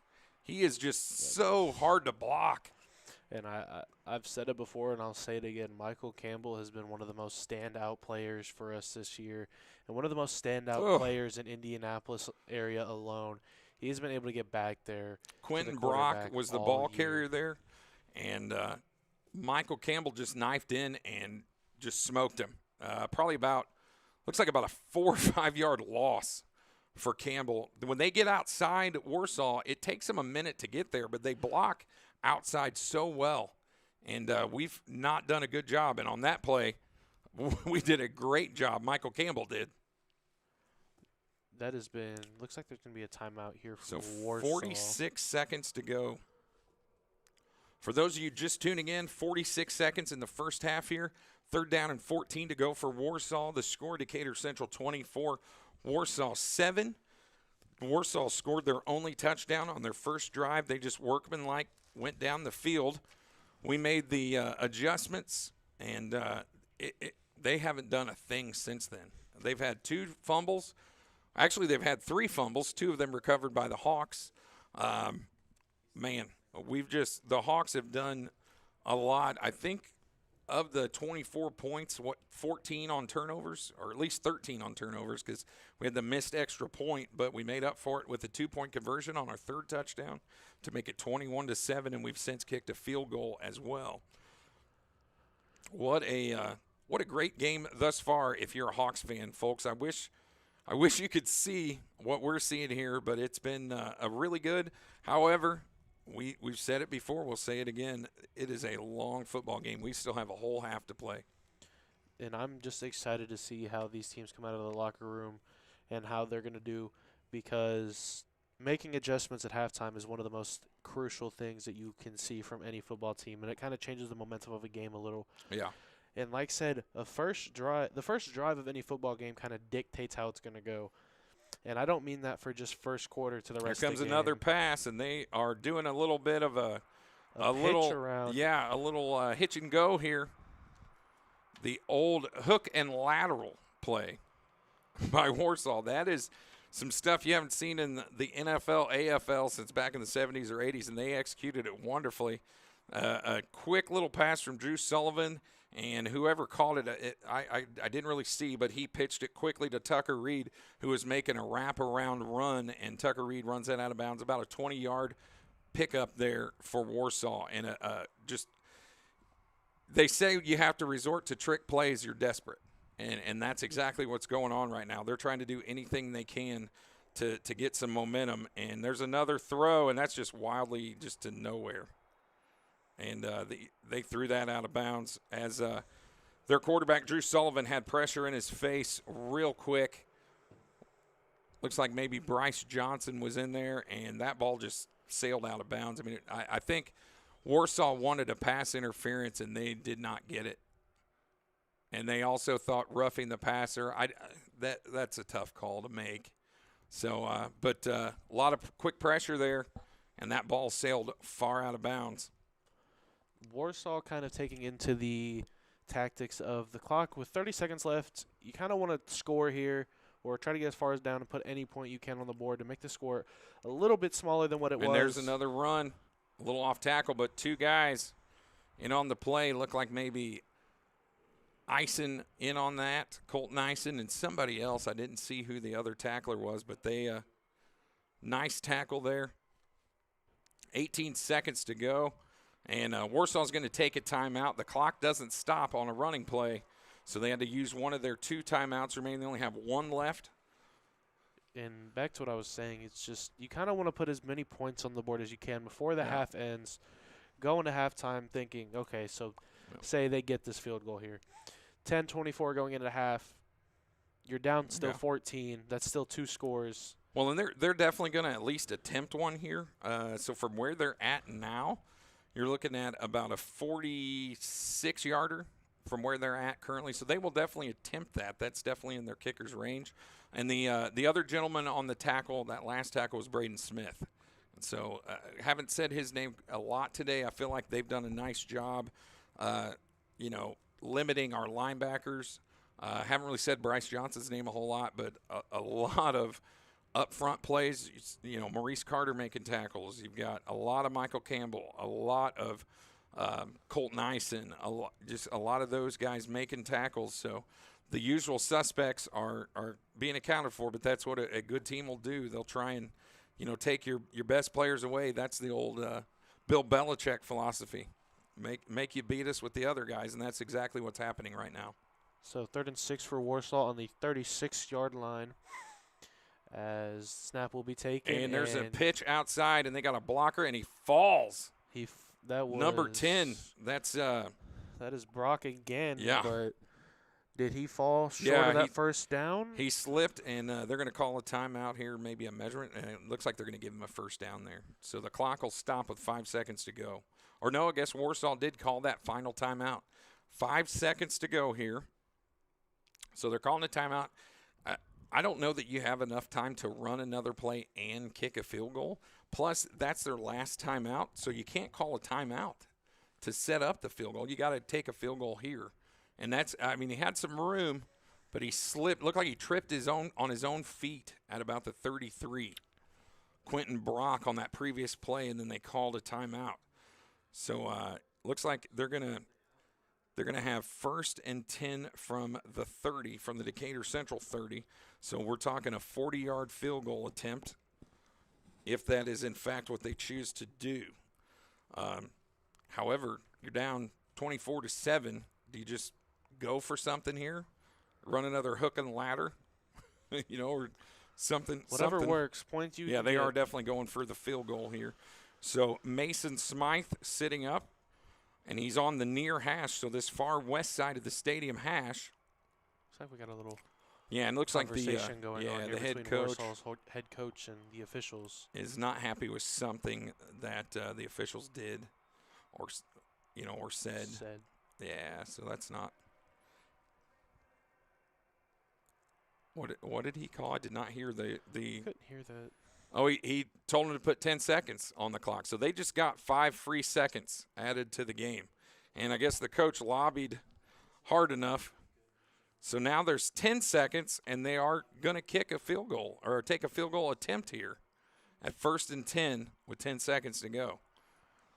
I don't know about you, Bryce. I'd probably run a play and then try. I would have tried to run a play here, but and that looks pretty good. What a great field goal attempt there. So 40-yard field goal is good, making it 24-10 with 5 seconds. How did 5 seconds run off the clock on a field goal attempt? That seems quite a bit. Maybe 2 or 3, but 5?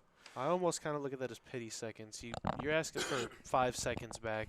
Yeah. Regardless, the play's not going to change. Yeah, it's the same score whether it's 5 seconds, 10 seconds, 20 seconds. I don't think that was 5 seconds of a field goal attempt. I don't know, but the officials are all talking at the 14-yard line here. I'm sure they're just getting together, but that seemed like a lot. But nonetheless, a great kick by Mason Smythe. He's not the preseason All-State kicker in 5A for no reason at all. He's no slouch. He just hasn't had the opportunity that Ashton Vogel has had. So we're only 5 seconds away from the end of this half, and then we are going to take a halftime break. We'll do a rundown of the stats going into half, but it's been a lot of Decatur Central Hawks in this first half. And that's what you want to hear, especially being considered the away team for this. Being closer to Lucas, obviously most people are going to look at us as the home team, but well, and you have to come out after half and have the mentality. It is 0-0. We have got to win every quarter of this football game, and thus far we have. And you got to come out and go, I don't care what the score is. We have to win the third quarter. We have to win the fourth quarter and win this football game. Period. End of story. There's no other options. And Decatur Central can't come out here and let the ego get the best of them that they're up this high. No, and I don't think these guys will, especially after last year. I don't think this group has the same mentality they had last year. This is a very different, wired group of young men. But you know that if anybody's listening here that went to Decatur Central last year, previous years before, they're going to make a lot of these guys proud if they come out here and win this game, and that is just something that is needed as Decatur Central will just fall on this ball. And that's a great job by our hands team. Warsaw trying to steal a free possession here, and we did not allow that to happen. Didn't really see who landed on that. Maybe Braylon Morris, it looks like, possibly. But whoever was the up man there, a phenomenal job of preventing Warsaw from those free possessions, man. Coach Scotts talks all the time about, those free possessions, the free yards, and that's one of those where Decatur Central was on guard and ready to go. Yeah. So, again, Bo Polston will take a knee here with 3 seconds to go. I don't see anything happening, and we'll go in at halftime up 24-10. And that's exactly what they're in, that victory formation, take a knee. This is not a Dan Marino circa 1992 fake the knee, throw a touchdown pass. We aren't close enough for that. And that's exactly what happens. We'll take a knee. The clock will run down. And that'll put us into halftime. The score 24-10. Decatur Central will lead with just 2 quarters left to go. Yeah. And for those of you that are stat folks, let's do a quick rundown of stats. You think that'd be all right, Bryson? It's all right with me. All right, so in the first half, the total yards for Warsaw, 161, Decatur Central, 243. We've controlled that. Passing yards, we have dominated them passing-wise. They only have 33. We have 127. Rushing yards, they are definitely out-rushing us, but not by much, 128-116. The big stat, in my opinion, has been penalties. We have 4 for 25. They have 1 for 8. However, their 1 was massive. A penalty a penalty for 8 yards, and it made it 1st and goal for the Hawks when we were about to do a field goal attempt, and it turned 3 into a touchdown. And then that also became a 2-point conversion, so 8 points. So we're talking a 5-point swing. That's huge on that penalty. We have doubled them up in first downs, 14-7. They are 5 for 6 on third down. We're 2 for 5. However, the score is the most important part, 24-10 Decatur Central. So right now, been pretty good, Bryson. The things are rolling the Hawks' way. And like I said, hopefully we come out at halftime and continue that. Yep, so I'm excited to see how we come out at half, and that'll bring us into the halftime. So we will see you guys after that.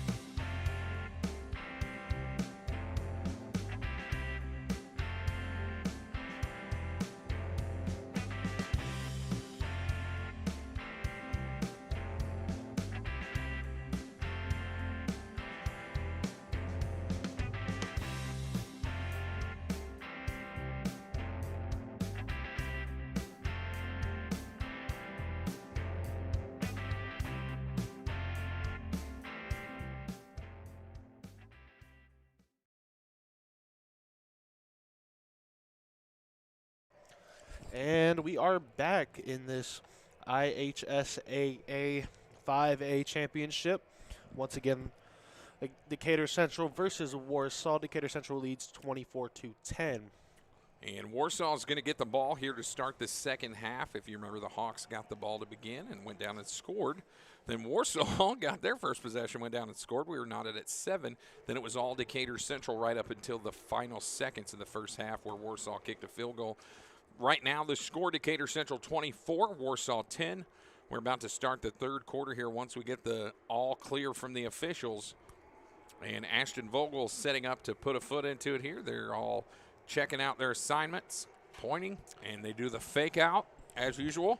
Where do you think that came from? What do you think Coach Enright had in his mind when he came up with that? Because they weren't doing that. No, I don't think it's a Coach Enright thing. I think it's the special teams coach. I feel awful. I can't think of the gentleman's name, but our special teams coach, who's done a phenomenal job this year. You can't really say, very many negative things special team-wise about the Hawks this year. Is a nice return out to the 35. Not really sure who that is. Maybe number 10, Quentin Brock, and it was. Quentin Brock has been kind of the do-it-all guy for Warsaw right now. All their positive plays seem to have come from Quentin Brock for the most part. A strong guy, not a huge guy, but, man, strong as an ox, carrying 4 and 5 defenders out to the 35-yard line there, where Warsaw will take over first and 10 here. So, again, their quarterback, number 12, Drew Sullivan, is going to be under center here. And like I said, the Hawks have got to play like it's 0-0 here. And it looks like Sullivan kept the ball there and was just stuffed right away. And we're doing exactly what we're supposed to do. Look like Caden Cole perhaps in on that play. Among a few others, only a gain of about, looks like a gain of about 3 or 4. So to bring up second down and 6 for the Tigers.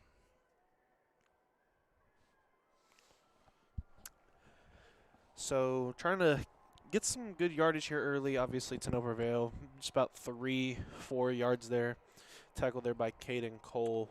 Well, and you like to see us tackle for no gain or loss. And there's a play right up the middle, and the Tigers just broke it. And this is going to go to the house. Just guys missed tackles. That's number 43, one of the 5-headed monster of backs, Brody Duncan.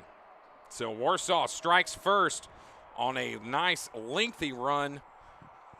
Looks like, I'm not really sure how far that run is, but that's pretty far.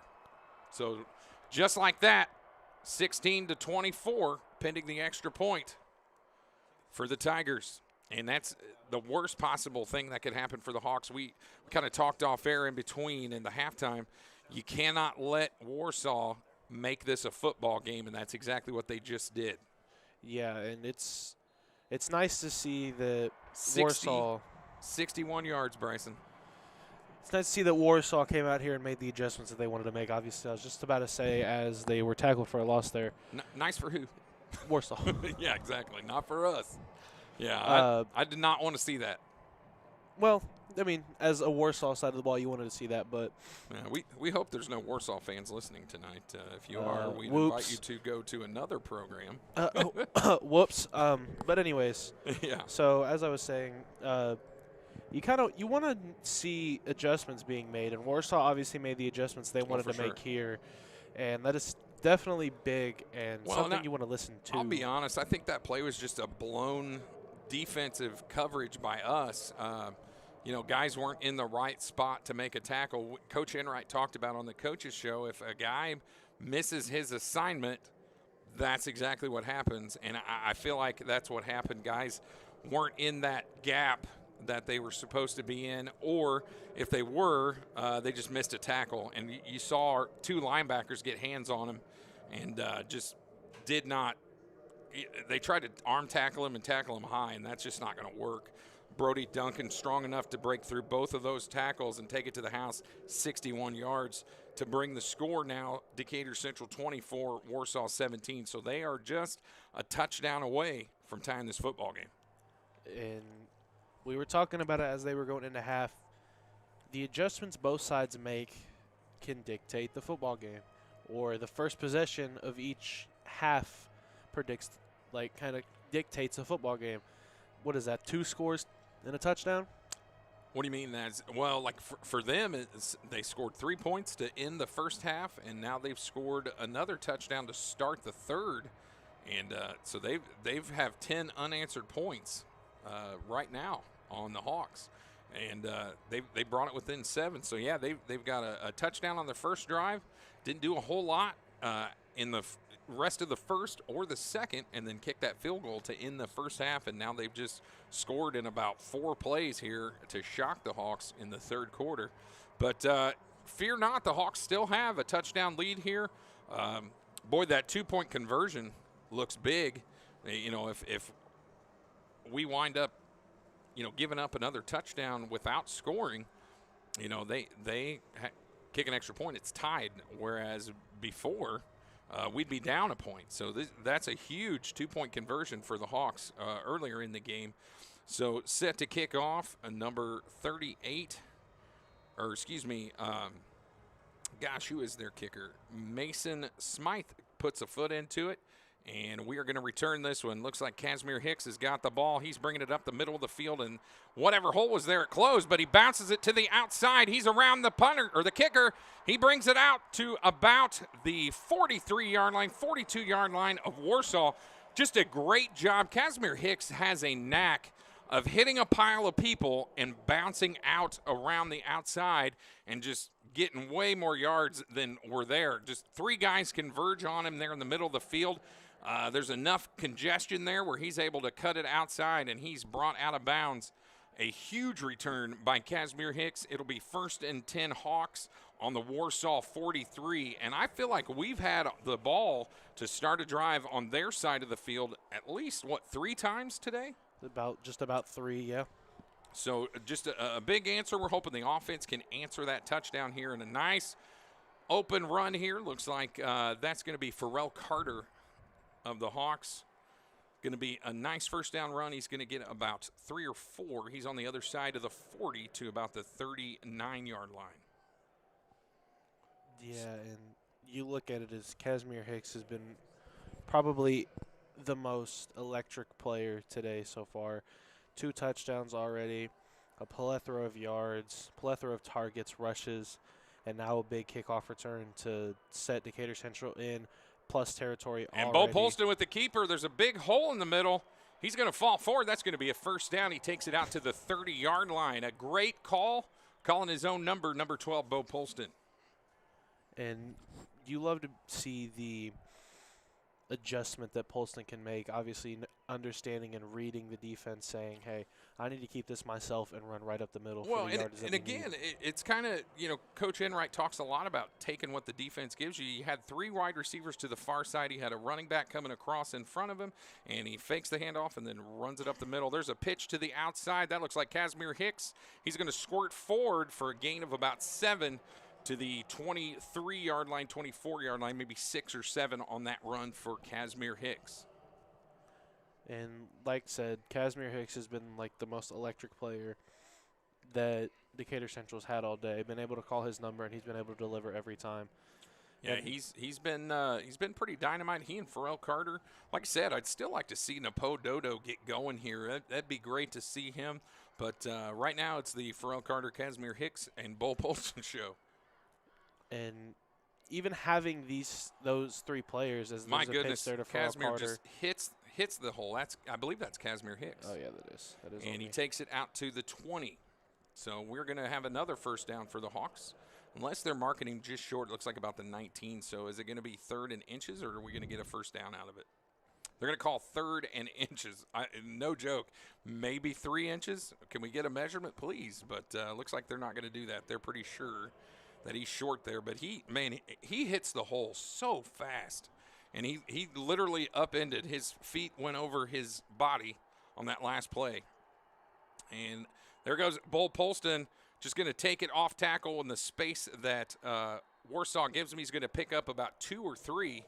And I wish they would have called that dead quicker. I mean, he got his 3 yards. They stopped his momentum, and they just let 6 guys pile on him. So, but that'll be a first down for Bo Polston and the Hawks on a quarterback keeper. It's going to be 1st and 10 from the 18-yard line of the Warsaw Tigers. The Hawks are just driving it down meticulously here, like they've done pretty much thus far every drive. And to think about, they're on the 18, so they still have a whole nother My chance goodness. to get to the 8-yard line and get another first down. Bryson, I cannot tell you how good this is to see as an old offensive line coach. The hole that just popped open for Pharrell Carter to run through. And then on top of that, he drug 3 or 4 guys all the way to the 4-yard line. It's going to be 1st and goal from the 4. I mean, 3, 4, 5, 6 guys got a shot at him. He's dragging guys to the 4. But that's all from the offensive line.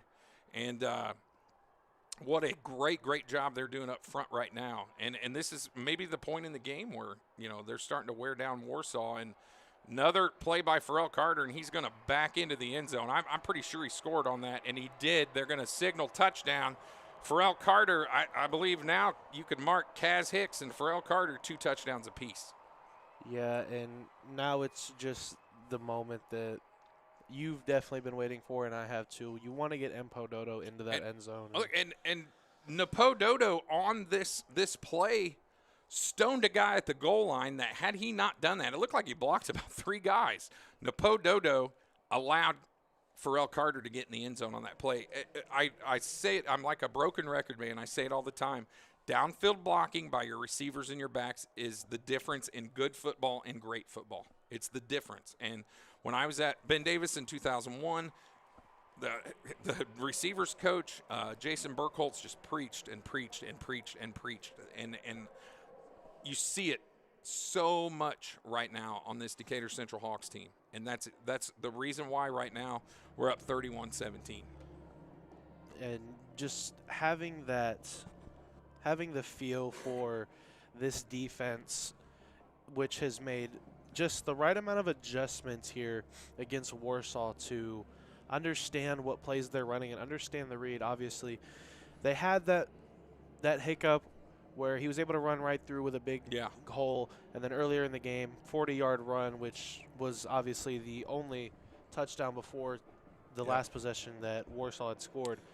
Those 2 mistakes have been costly, but other than that, this defense has come up strong. But you brought up earlier the mentality of the game we played at Martinsville. And I think what we just saw is the difference or the change in mentality of this football team.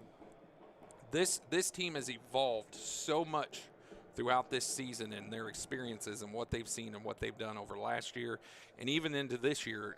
That group that came out that week 1 wouldn't be here right now. No. And going through what we went through at Martinsville and going, okay, we've experienced that. Now we know what we can't do. And the response that they just gave, that might be the easiest touchdown of the day that we just saw. And it was just run, off tackle, over the center. And it was hard-nosed, blue-collar, old-school football, and we just ran it down their throat and scored in how many plays? 7 plays, 43 yards. And this is a different group. They're that game, I feel like, in Martinsville changed them mentally. So, that team back at the Martinsville game in week, whatever that was, 4 or 5, they might have laid down. This group was like, okay, not a problem. And they come back down and they score. And that's the mark of a mature team. And that's exactly what we're seeing right now. For those of you tuning in, 7:41 to go here in the third quarter. The Hawks came out, gave up a touchdown. This is eerily reminiscent of the first quarter. Gave up a touchdown to Warsaw and then come right back and scored to match them. Or, well, I guess it was the other way around. We scored first, then Warsaw scored. So hopefully, that can still hold suit as to what's going on. But 31-14, 7:41 to go here in quarter number 3. Yeah, and Warsaw is trying to come out here with as much grit and determination as more than what they had in the last 2 quarters alone, and giving up that touchdown really early. And again, their guy, he's been the best player on the field for Warsaw. Quentin Brock has done a lot. He's got an interception. I believe he's got one of their touchdowns. He's had several, 2 or 3 really nice returns. This one he brings out to the 41-yard line. Quentin Brock is the Tigers' lone standout at this point. And just as you would think that Pharrell Carter, Casmir Hicks are the MVP for Decatur Central, Quentin Brock has been that guy for the Tigers all night. Yeah, has been able to come up with the ball when they need him to. Obviously, the 40-yard run at the beginning of the game that set up their first touchdown of the game, and then the interception on Bull Polston. Yeah. Didn't get what they wanted out of that interception because they fumbled the ball, but coming There's out of the another locker run room, that's 43, man. That is Brody Duncan. He's the guy that scored the touchdown just one drive ago. And I know he's got the big touchdown in this quarter, but you're spot on. Quentin Brock has been their guy. and he's the definition of how we were talking about Casmir Hicks this evening, where he was, on the field, needed to be, or where he was when he was needed to be. And obviously it shows for that because how he's been playing and how aggressive that Warsaw's been able to play with him on the field. And there's a nice play. Didn't see who that was, maybe Bryce Johnson, or no, that's Braden Smith. Just a nice job hopping on the running back's back and bringing him down quickly. Gain of about 4 to bring up 2nd and 6 for the Tigers from the Hawks' 43-yard line. Brody Duncan on that carry. With there being 6:40 left to go here in the third quarter, Warsaw marching down the field. Would love to see what Decatur Central's defense is about to adjust to here and see what they run. But Decatur Central's defense has been on this ball all night, have had the Hawkeyes on the ball, and have been absolutely beautiful when. And there, oh my gosh. Oh my, and the ball's on the turf again. Almost immediately, as if he almost took the handoff. Good night. I didn't really see who that was that knifed in. What an amazing play. My God. I think that's Bryce Johnson. Or no, it's Bobby Eastis. Bobby Eastis, number 99, takes on 2 guys in the backfield, tackles them both at the same time, and knocks the ball loose. Now, granted, we didn't recover it, but my gosh, what a play by number 99, Bobby Eastis. Huge play. 3rd down and 8 now. 3rd and long for Warsaw. Let's see if they throw. They're gonna. Up in the air and overthrows the wide receiver. Sullivan's pass intended for number 28. That is Evan Davis. That's been his favorite target whenever they do throw. I feel like that's the 2nd time he's thrown incomplete passes to Evan Davis.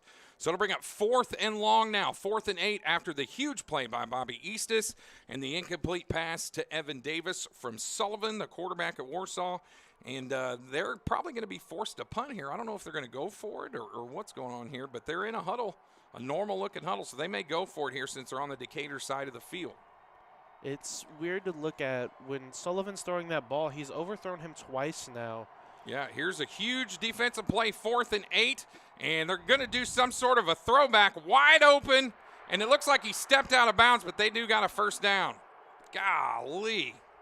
And even had a hesitation on it. I don't remember. I couldn't tell. It looked like maybe 43. Brody Duncan took the snap. Or no, it was not. It was number 10. It was the guy who's done it all, Quentin Brock, and he throws it back out to number 28. So it was just a 4th down, and again, they have to resort to a trick play to get a 1st down. Evan Davis, the aforementioned receiver earlier, gets the 1st down, and he stepped out of bounds way back at the 33. So it'll be 1st down for Warsaw at the 33. I think the Warsaw fans wanted a late hit on the Hawks, but they did not get one. And again, Evan Davis just being the guy that has been looked for through the air all night. Overshot twice by Sullivan. I wonder, will the stats give us targets? So Evan Davis at least has been targeted 4 or 5 times here and came away. It doesn't look like – actually, he's had 2 targets and 1 incomplete and then 1 big completion on 4th and 8. So flag on the play here. Yeah. And I don't know if we went offsides or they did. Just wait to see what the head official Yeah, says. it looks like they're walking it to the Decatur side, so it looks like offsides on the defense. Yep, and that's exactly what it is, and I believe that's going to give them a first down. And that's exactly what it is. It'll be 1st and 10 now after the penalty on the Hawks. So 4:54 to go, 31-17. 2-touchdown lead for the Hawks. If we keep playing back and forth touchdown, I mean, that's fine. You don't want to do that. I don't think Kyle Enright wants to do this at all. I don't want to make this a shootout any more than maybe he does or anybody else on the Hawks sideline. We need a stop or a turnover or something ball here. snapped, handed off there. Yep, 43 is the ball carrier. That's Brody Duncan. So, again, he's going to get forward a gain of about 6 here on first down. So, they'll bring up second, or rather, they're going to give him 7. So, 2nd and 3. And they're just, man, kind of like we talked about earlier, their O-line is just getting enough push to where we're not even getting to the guys until they're 3-4 yards upfield.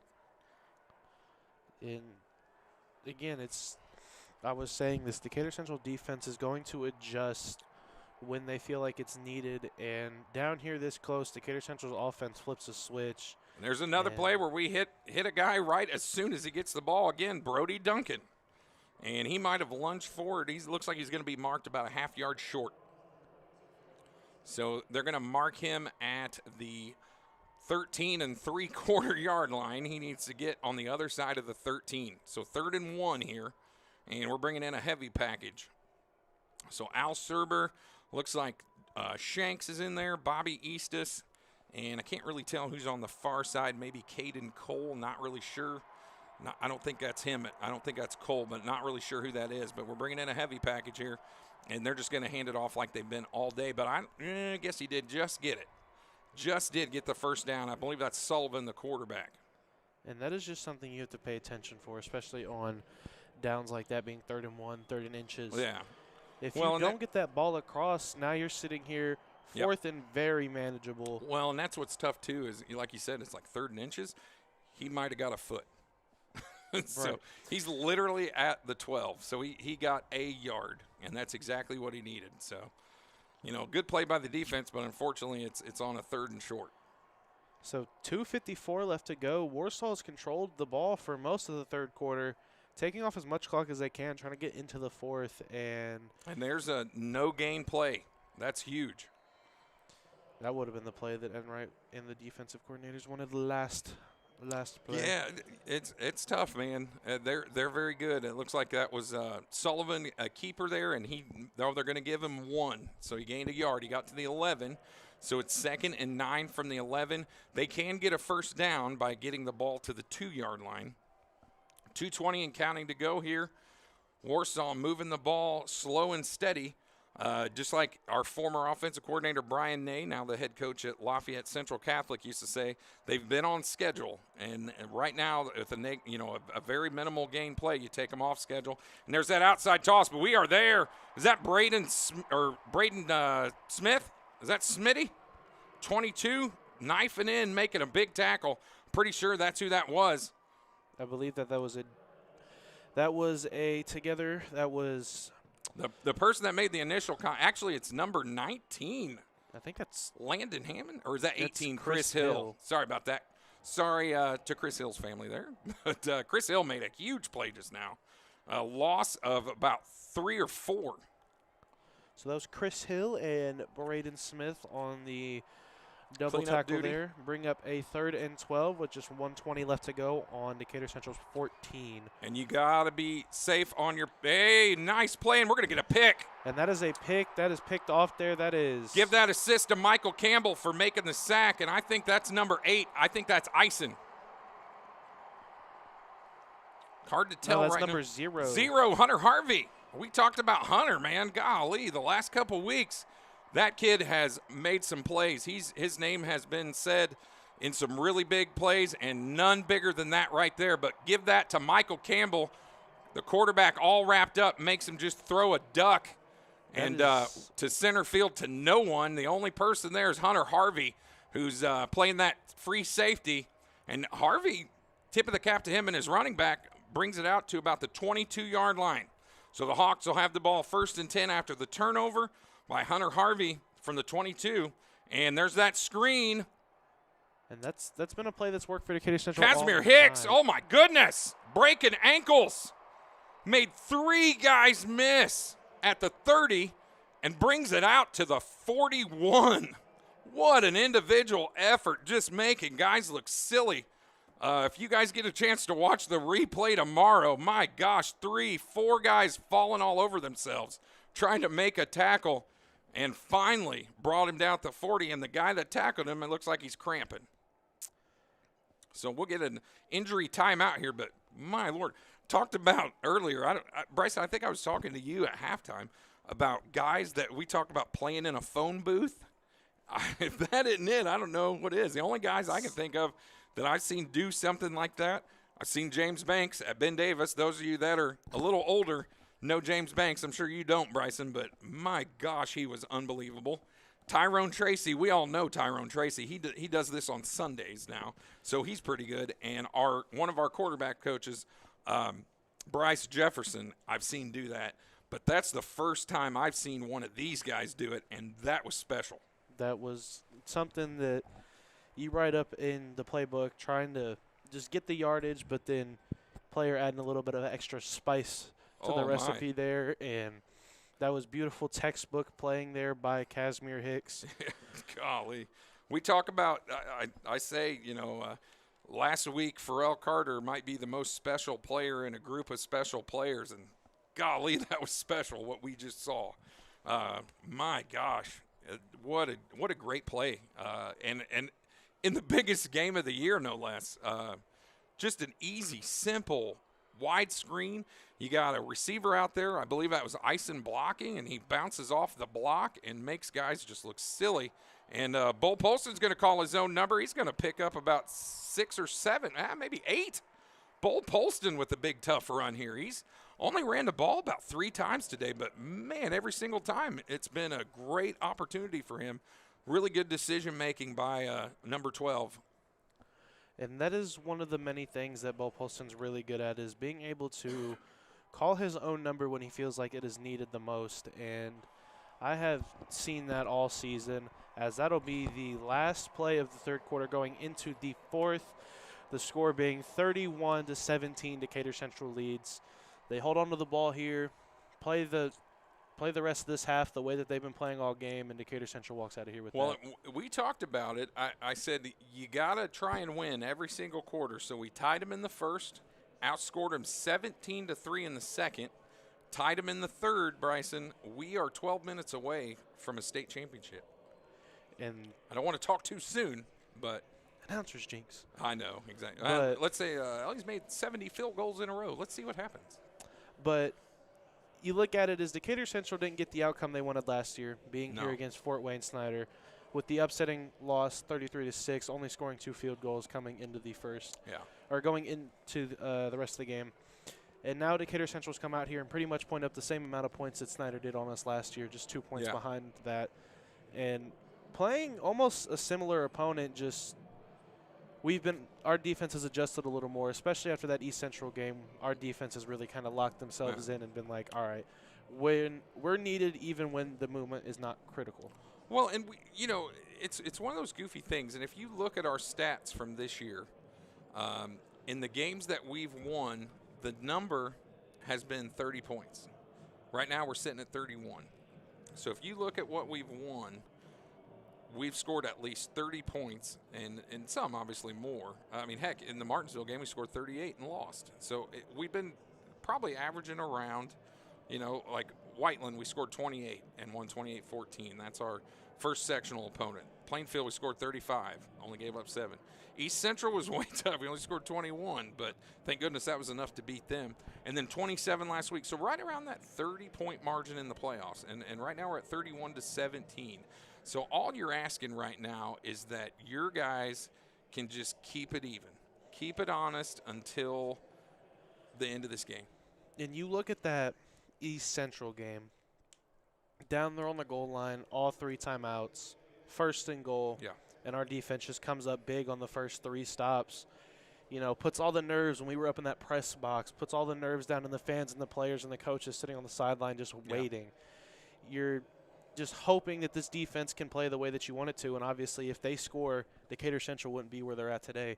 Yeah. But thanks to that defense and all the defensive coordinators' callings, Decatur Central was able to be here today and continuing to do the same thing on defense as they were against East Central. I think the thing that amazes me most about this group of young men is it seems to be a different kid just about every week. You know, somebody different. But what today is it's the dudes that got you here. Pharrell and Casmir have scored the lion's share. Ashton Vogel being Ashton Vogel. A lot of people don't realize your leading scorers on most of your football teams are your kickers. However, this guy's even more extraordinary than the average kicker. So, you know, like today now, what does he have? Are we up to 10 points yet for him? About 9 or 10 points. I think so. That he's contributed with his foot, 2 field goals. Huge. He also, do you give him 2 points on the 2-point play? Because he threw the ball. I'd give it to him. So, you know, so now you could say he's got 11 points with that. So it's the hidden points and hidden yards and all that stuff. The intangibles is what we do well. But this is the time of the game where, if you remember last year, kind of fell off a little bit. But this is just a different group, man. Just a different group of kids, different mentality. They've, you know, Coach, you have to say, Coach Lane, our strength coach, who's won multiple awards for doing what he does at a very high level. He's a college strength coach. Let's just be honest. He's a college strength coach, and these guys haven't gotten tired like they did last year. It's just a different. So many things that are different. This is the same kids for the most part from last year, but it's different. It just is. You brought up the hidden points from a kicker.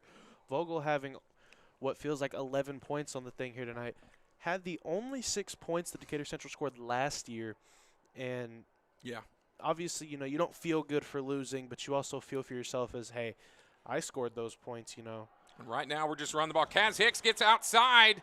He's got the corner. He's got their guy, the dude Quentin Brock for the Tigers, runs him out of bounds, but not before he gets about 30. So they're going to run him out at the 25. And we were at the, 47? That almost felt like a fight for the jungle. It's been the best 2 players for each team. That's Pharrell Carter. Oh, my bad. That was a bad identification. Sorry, Pharrell. That was Pharrell with that play. Sorry about that, Bryson. But it's been this is feeling like it's just been back and forth. It's 2 Decatur Central Hawks versus the Warsaw Tiger.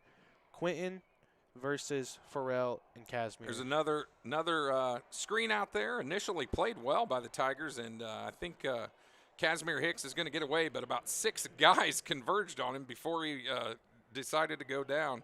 So it looks like maybe he's going to get 1 on that due to just a hard-nosed effort. Again, there's that weight room showing 6 guys tackling 1 guy who, Kaz Hicks, for those of you who don't know, he's only 5'10", 150. But he just basically held up 4, 5, 6 guys. Some of these guys, man, they're just so strong for their size. It's amazing to watch some of these plays, like some of the tough runs Pharrell Carter has.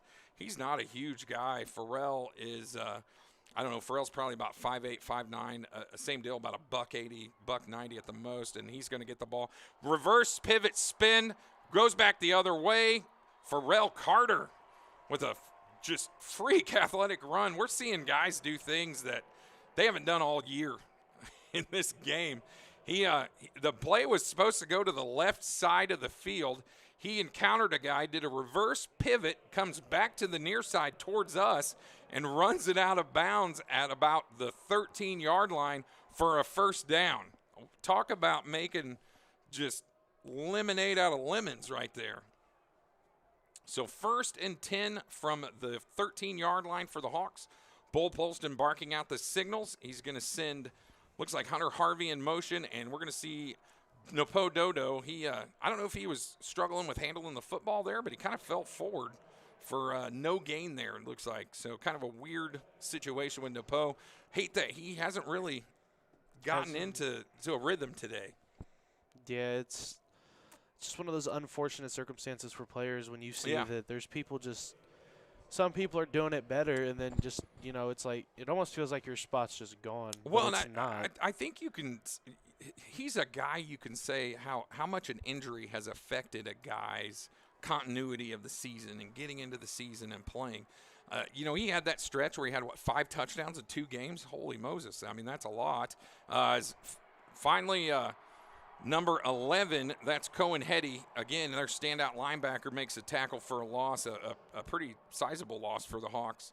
It's going to knock him back. It'll be 3rd down and about 16 from the 18-yard line.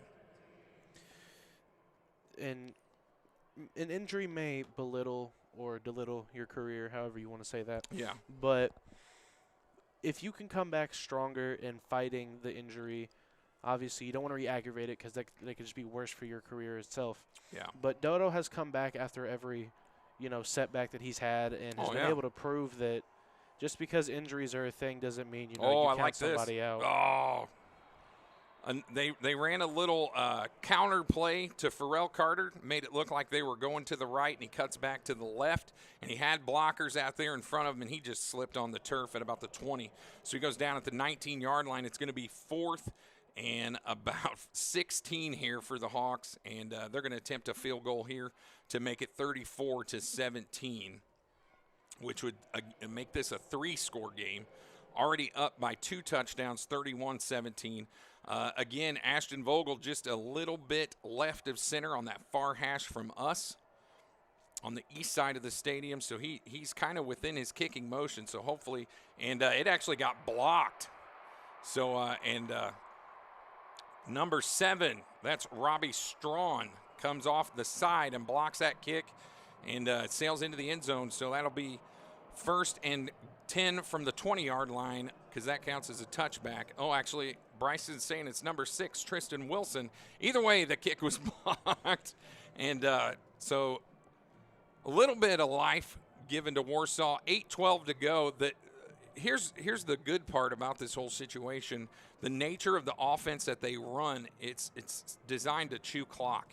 And the clock is not their friend. They're going to have to score twice. Hopefully our defense can do something here about it. But 8:12 to go for Warsaw. And there's a play to the outside. There's not a lot of guys. Uh-oh. And number 17 is going to run it down the sideline. He's going to be ran out of bounds. I think that was Braylon Morris that ran, or no, John Rolling. So that's, again, their guy, number 10, Quentin Brock.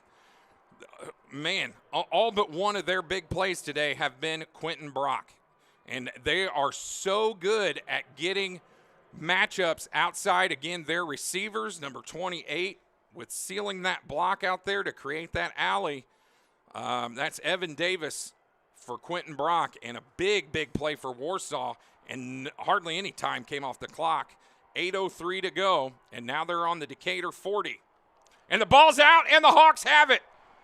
And there it is again, what we were talking about, how Warsaw was so loose with the ball that it cost them a mistake. And Captain America, number 9, Bryson Bonawit, falls on it. Let's see who caused this fumble.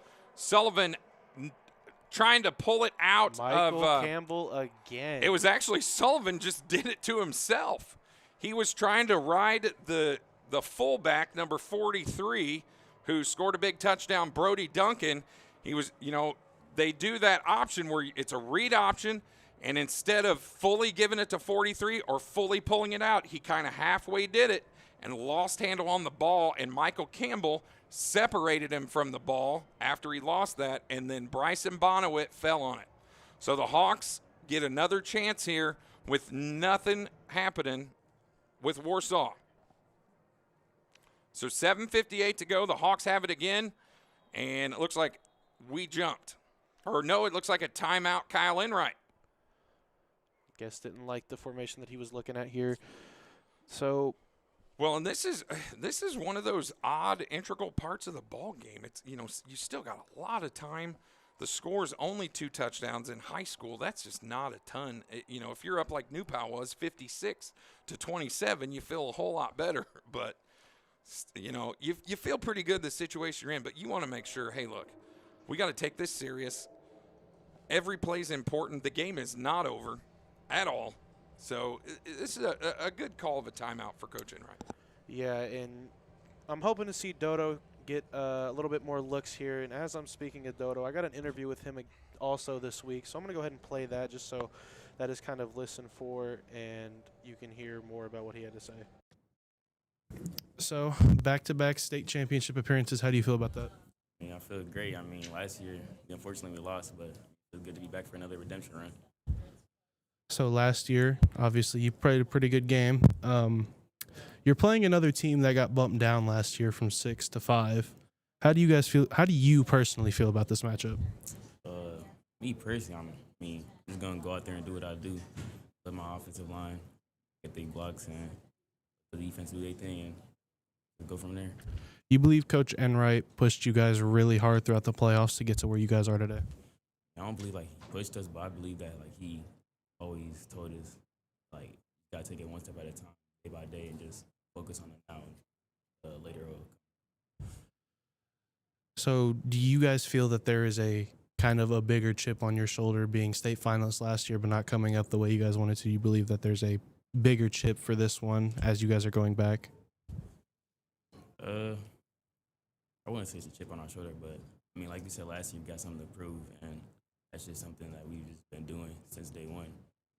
Prove a lot of people wrong, and now we're back at state. All right, thank you.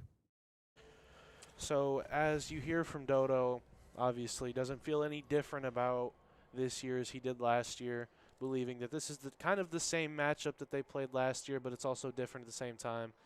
And definitely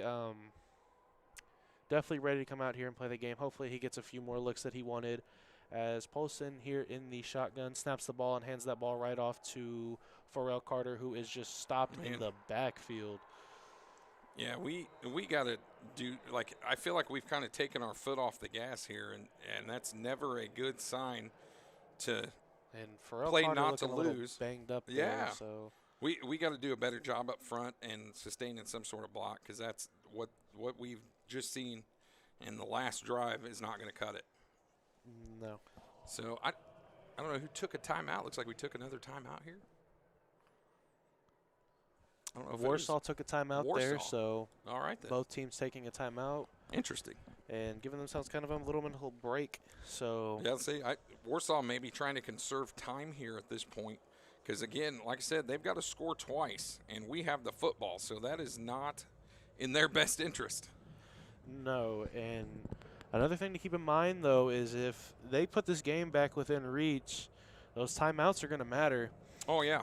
And, already having one with 7 minutes, both teams back-to-back timeouts, sometimes it's a little bit of a mental break, but other than that, it's Well, we saw, their offense lends itself to running out the clock, but we saw they can move the ball in a hurry. But you got to admit, turnovers are huge. And right now, they're losing the turnover battle. What is it, 3-1 now? 3-1. That is Yeah. 3. They've lost 3 fumbles, and we've thrown a pick. But That usually tells you the story of the whole football game. turnovers matter most when you're on a certain point of the game. And when you see those turnovers, you're like, gosh, how does it get there? So second down and 15. We got a little wall built up there for Casmir Hicks, and looks like he's going to bring it out to about the 42. So he's positive yards on back in the stick. So, again, another timeout for Warsaw. They're trying to conserve time, 7:40 to go. They'll probably go through all 3 of theirs here, it looks like. So it'll bring up 3rd, and it looks like they're marking it like 3rd and 10 here. So a gain of 5 on that last play. So not 3rd and long, but 3rd and manageable. I don't know. 3rd and 10 is pretty long in my book. You want to be like 3rd and 4, 3rd and 3, right? But you don't want to count out the fact that Decatur Central has a bunch of these athletic guys. The only mistake that Bo Polson has made here, other than that interception, was the beginning of the game when he trying to throw that slant route, didn't see the middle linebacker there, and was almost picked off. Now, running that play again, I believe, if they do, then Polson will be a little bit more aware of his surroundings, especially at the middle of the field. Well, Don't want to get intercepted. Like I said, you just don't want to play to lose, not to lose. You want to play to win. You want to keep being aggressive. You want to finish this game off. period, end of story. And the last drive and the last play was pretty good, but the play before that was it looked like we just don't want to lose, and we'll kick it down to the other end. And you just can't do that. You cannot take your foot off the gas here at all. No, and again, there's no egos being taken over, being up as high as you are. No. Nobody's, conscience is getting to them. Everybody's making the right plays that they need to do or that they need to make, and it's showing. Yeah, I mean, this is basically the speech you give is this is not done. We are not through. All right, you still have 7 minutes and 40 seconds. They're going to call another timeout after the next play, no matter what happens, probably, to keep conserving time as much as they can. We are 100% in the driver's seat, and let's stay there. We've still got 2 timeouts, or do we have 3? We have 2, and they have 1. So it's 7:40 to go. So after this timeout here, we're about to snap the ball, or about to line up to snap the ball. We're not quite snapped the ball. I think we're waiting on a television timeout here possibly. But Warsaw's out there, and it looks like the head official is having a microphone malfunction that they're working on. So he's got somebody out there, some IT person out there working on his microphone. So again, we're going to get a little longer timeout than usual, even though they've had feels like 5 minutes to get something figured out. But we'll see. Yeah, and it's Goodness. you have to look at this game as not just one, for the history books, because obviously whoever wins this is going to get edged into the 5A championship record, but as a game for who wanted it more. Yeah. And who came out with more determination and grit and integrity. And so far, Decatur Central has been that team. So Polson sends a man in motion. He's going to roll out of the pocket, find a man downfield. Good spot. Oh, good nice throw. Defensive play. Drop there intended for Casmir by number 4. Hicks. A really nice job by Ethan Egoff. And he's a senior. Bo kind of led the pass a little bit further than it needed to be maybe and didn't quite put it on Casmir. And Ethan Egoff makes a nice play on the football to knock that down. So here comes Ashton Vogel to, I guess you could say, punt it away. Yeah, this is the first time he's done the place kick punt. So hopefully we get a good snap. He can get it out of there. And good snap. And there's a good kick, and goes to the 9-yard line, and they're going to bring it out, and they're going to go out of bounds at about the 29. That was number 6. That's Tristan Wilson bringing that back. So Warsaw starting over. A good strategy for them. Not a ton of time. I think when the Hawks picked up the fumble, it was 8:03 on the clock. So 7:25 now. So not a ton of time taken off the clock by the Hawks, where you would hope maybe they could do a drive here and, kill some of this time. But a great job by Warsaw. They still got a timeout left. And so 7:25 to go here in the game. 1st and 10 Warsaw from their own 29-yard line. But I feel as you're down 2 scores with 1 timeout left to go. And again, outside, there's Quentin Brock. About 13 yards, 12 yards on the play, and it'll be 1st and 10 Warsaw from the 40, so actually 11. Does this one timeout, do you think it'll worry Warsaw, or do you think that they'll have the strategy to get out of bounds and conserve I think that went exactly as their coach planned. I think that's exactly as he planned. He's got 1 timeout in his pocket, which is what you need, and I think they're in good shape. However, you're still down 14, and your quarterback just kept the ball and only got about a yard or 2 there on 1st down. So it'll be 2nd down and 9 for Drew Sullivan, the ball carrier for the Tigers. And I'm interested to see how Warsaw plays this, because just now 7 minutes, 2nd and 9, ball on the 41. I don't see, if you're Warsaw, everything you've ran to the outside has worked. Why not everything outside? They're still running. They've got to worry about keeping their hands on the ball, though. Well, that has been their costly mistake so far. Obviously, 4 fumbles, it almost feels like, with the incomplete one being called an Well, they have incomplete had pass. 4 fumbles. They've lost 3, right? The one got called an incomplete pass. Oh, yeah. Well, there's 5. Because remember, they had one down here on about the 30, and they were able to get on it, their offensive lineman. And again, the last play, they just ran, Drew Sullivan off tackle and maybe a yard. So 3rd down and 8 here. Ball on the I'm telling Warsaw you, going outside. 43. Here comes the pitch to 10. Nope, there's a quick slant pass to number 9. He's going to be short, but they're still letting him fight. Still letting him drive. They're going to mark him. He got a great spot. What a great spot, and they're going to give him a first down because they did not blow the whistle, even though his forward progress was stopped as soon as he caught it. Man, So that'll give. hate They're that. going to give him the first down. Yep. And that brings up a 1st and 10 on the 50 flat. I've talked to officials multiple times this year about when do you blow the whistle on forward progress on a play, and they're like, well, it's kind of up to the official, and that was one of those ones where his progress was stopped, but they did not call. And then here comes a pass downfield. Oh my gosh, what a great catch! And That number is- 4, Is that Egoff Ethan again? Egoff, making a huge play. Sullivan puts the ball right on him, and he goes up and gets it.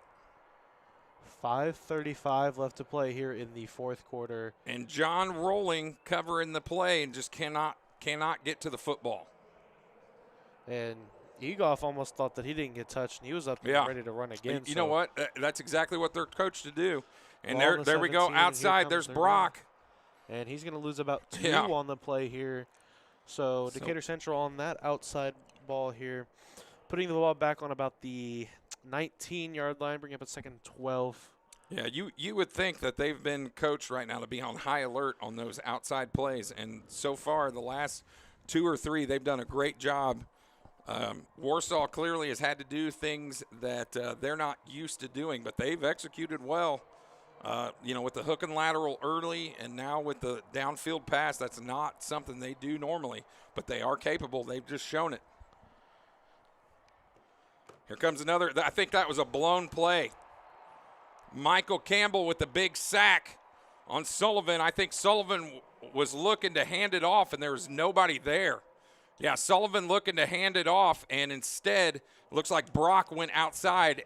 Instead of Brock looked like he was running that it was going to be a pitch, and Sullivan was trying to hand it off, and there was nobody there but Michael Campbell, which is good for the Hawks. So another loss. 4:47, 3rd and 17 ball on the 24. This originally played at the 12-yard line, so that is a loss of 12 on the play. And here comes a throw, 1-on-1. Let's see what happens, and the Hawks knock it away. That is John rolling on the coverage. Nope, or no, Pharrell that's Carter. So another man we were just talking about plays both sides of that ball, and that is beautiful coverage. That sets up a 4th and 17 for Warsaw on the 24-yard line. Marshall just threw a jump ball kind of just on the other side of the goal line on this near side to us. Again, trying to hit his guy Ethan Egoff, and Pharrell Carter covering that time, and just went up and swatted the ball away like a volleyball spike. And Warsaw, you got to get touchdowns, so they're going for it on 4th and 17. This may be the ball game here. I know the Hawks will have to get a couple first downs.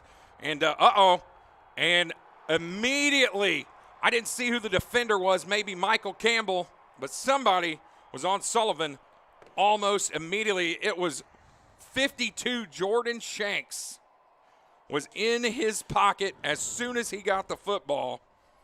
And the quarterback, Sullivan, just threw it away in desperation to virtually nobody.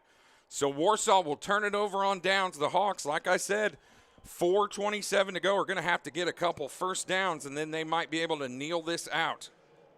And Decatur Central's defense, like said, felt like the East Central game against the Trojans all over again. Ball very short of the goal line, and Decatur Central's defense just able to come up big and get a stop. 2 losses, 2 plays for 2 losses, and then incomplete, and then to get right back to the quarterback immediately by Shanks to get back there and just immediately call that ball down. Different guy. Have we called Jordan Shanks? We haven't said his name once. Different guy making big plays. We've called Michael Campbell. We've called Pharrell. Now We've we've called called Chris Casmir Hill. Hicks. We've called Chris Hill. We've called, I haven't said Bryce Johnson's name at all today. Bobby Eastis, a different guy. Every big plays. Hunter Harvey. Everybody's been back Hunter there. Harvey with the pick. When they're threatening too, Hunter Harvey's pick in the basically in the end zone. Oh, big run here. Big run. And still going. Flanks the guy out at the 40, and That might be. he's going to That is go. going to be He's a going to stop. touchdown for Decatur Central, Pharrell Carter with the hat trick. and that might be the game. Might be it. That's the game. That is it. And my goodness, Pharrell Carter doing it again. 2 weeks in a row, 5 touchdowns in 2 weeks. We had Dodo do it earlier this playoffs, and now Pharrell Carter. My goodness, boys and girls.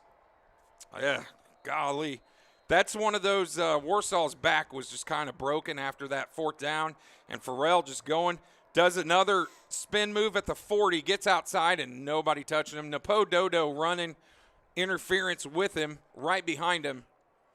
At first, I thought I thought Pharrell was going to go down, so we can run some clock. But Stop at the 1 maybe or something. yeah, that's what I thought at first, and he took it in. And Vogel, his kick is good. And that is into the stands, so somebody's going to go get that ball. 38-17, Decatur Central, 3:33 to go. My Lord. I mean, just an exciting turn of events. And we're definitely winning this quarter as well. I don't even know what to say, folks. We're 3 minutes and 33 seconds away from winning our school's first football state championship. All the great players that we've had come through our doors at Decatur Central, and nobody can claim they're state champions until now. Again, we talked about that resume of Bo Polston. First year as a true starter, state finalist runner-up. And from the looks of it now, he will be a state finalist champion for the class of 5A. Yeah, I mean, I hate to say it, Pharrell's probably, if everything stays as it is and we finish this game, Pharrell Carter probably your MVP. You could also argue Casmir Hicks and give a co-MVP to those guys. But golly. Can we get a top 3, please? Yeah, I mean, you want to run down. I mean, you got to give a nod to Bo Polston. I mean, Bo Polston, 10 for 14, 127, 2 touchdowns, 1 pick, quarterback rating 180.5. Pharrell, 11 rushes, 73 yards, 2 touchdowns. Pharrell, 3 catches, 29 yards. Casmir, 7 carries for 53 yards, 4 catches, 71 yards, 2 touchdowns. 50% of his catches are touchdowns, Bryce. It's just something that you got to give everybody their flowers, whether you're defense or offense. Michael Campbell's been back on that ball so many times. If they were giving offensive and defensive players of the game, it would go to probably Michael Campbell and Pharrell Carter. Oh, for sure, yeah. Michael's he's so tough to block. He's such a hard matchup for anybody. He's one of those guys where you could keep him, for a little bit, but you're not going to keep him down. You just aren't. He's going to get some plays. He's going to do his thing, but golly. And another, Ashton Vogel has how many points now? 13? That's 13. Yeah, I mean, golly. It's just crazy. A nice high kick, going to be fielded about the 2. Again, their guy number 10, Quentin Brock's going to bring it back. He's had a heck of a day himself. No disrespect to that young man. He's been outstanding for them. Just not enough plays on that sideline for the Tigers. He brings it out to the 30. It seems like, for the most part, they've had the ball, other than the touchbacks, he's brought it out to about the 30. One time, I think he's had it out to the 40. So he's had a heck of a day. Quentin Brock, you have to give him credit. I feel like, they're good, man. We've beat some very, very good football teams in the last few weeks. Not that this game is over, but it's pretty academic at this point. As you see, 43, he's ran the ball hard. Brody Duncan has a touchdown for them. He's ran the ball hard. Their quarterback, Drew Sullivan, has played a heck of a game, but just not enough to be in this football game enough to win. Yeah. But all respect to the team on the other side. And it's just the Warsaw has fought just as hard as Decatur Central has to get here. And another outside run. That looks like number 10 again, Brock. And I tell you what, about halfway through this fourth quarter, we have really tightened up on the outside. That actually was number 46, the ball carrier. That's Tucker Reed. He's also a kick returner. We have really, really done a good job of running sideline to sideline, catching these guys. But, boy, Brock sure has had a day on the outside early, and it took us about 3 quarters before we tightened that up. Yeah. So, again, 2:47 to go here. 38-17, Decatur Central leads Warsaw.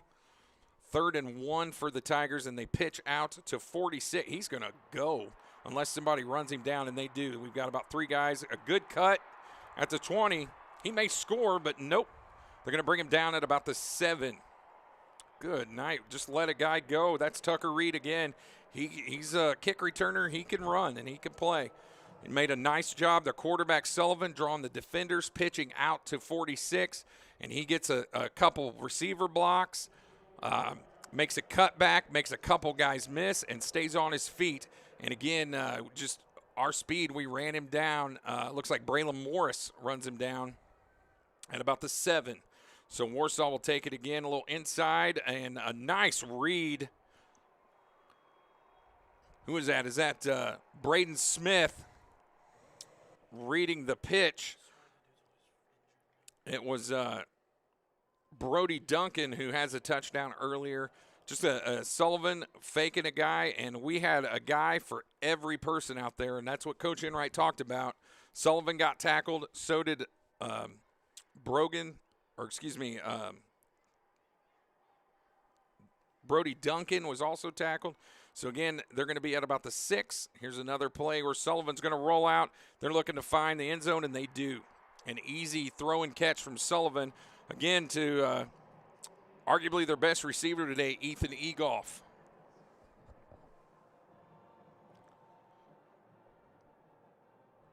And it looks like that's his first catch of the day. I feel like Egolf has done way more than is shown on the stats, but that's his first catch of the day.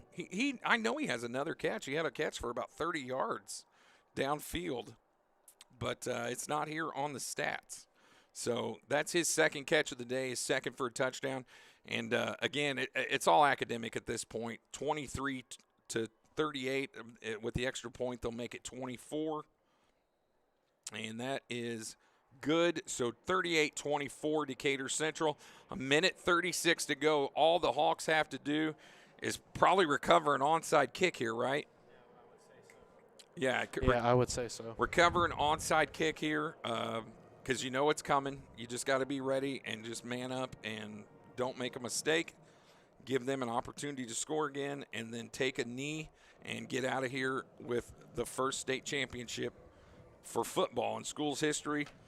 Obviously, we know the first one, 2008 boys baseball. What a great group that was. I've got to know some of those gentlemen over the years. And, and Coach Phil Webster, a legend. For those of you that know that guy, he is just highly entertaining human and a heck of a baseball coach. Second state title in 2018. Arguably the best softball team I've ever seen in my life. Don Ivy, the head coach there in 2018. I mean, I can't tell you, 8-10 girls deep went to college off of that group. Yeah. So, just love celebrating the past here at Decatur. But like I said, so many guys come through this door on the football program. I mean, I can name guys left and right that deserve to be a part of a state championship team but never got that honor. Tyrone Tracy, one of the big ones, man. I mean, the most recent, and he's playing on Sunday. I think he's the only guy still playing on Sundays, at least in the NFL. I know Tommy Stevens still plays in CFL and is super successful. I think his dad said he's either leading the CFL in touchdowns or something. He tied a record with Doug Flutie. You do that, you're doing pretty good. Yeah. Aaron Gibson played several years, the largest lineman in the history of the NFL, Decatur grad, top 20 pick in the 99 draft. I mean, there's been guys. Tyrese Butler played at Michigan.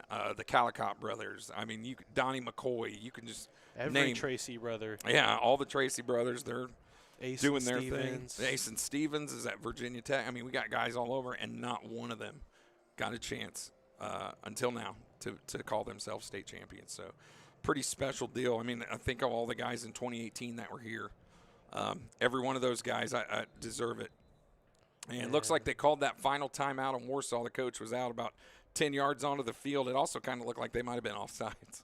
So Might have been. good call by their coach.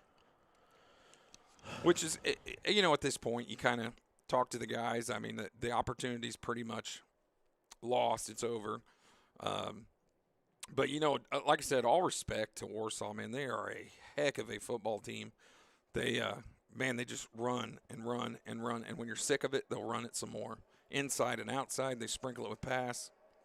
Just really impressed with Warsaw. And they'll be back. I feel like they've got a lot of guys returning.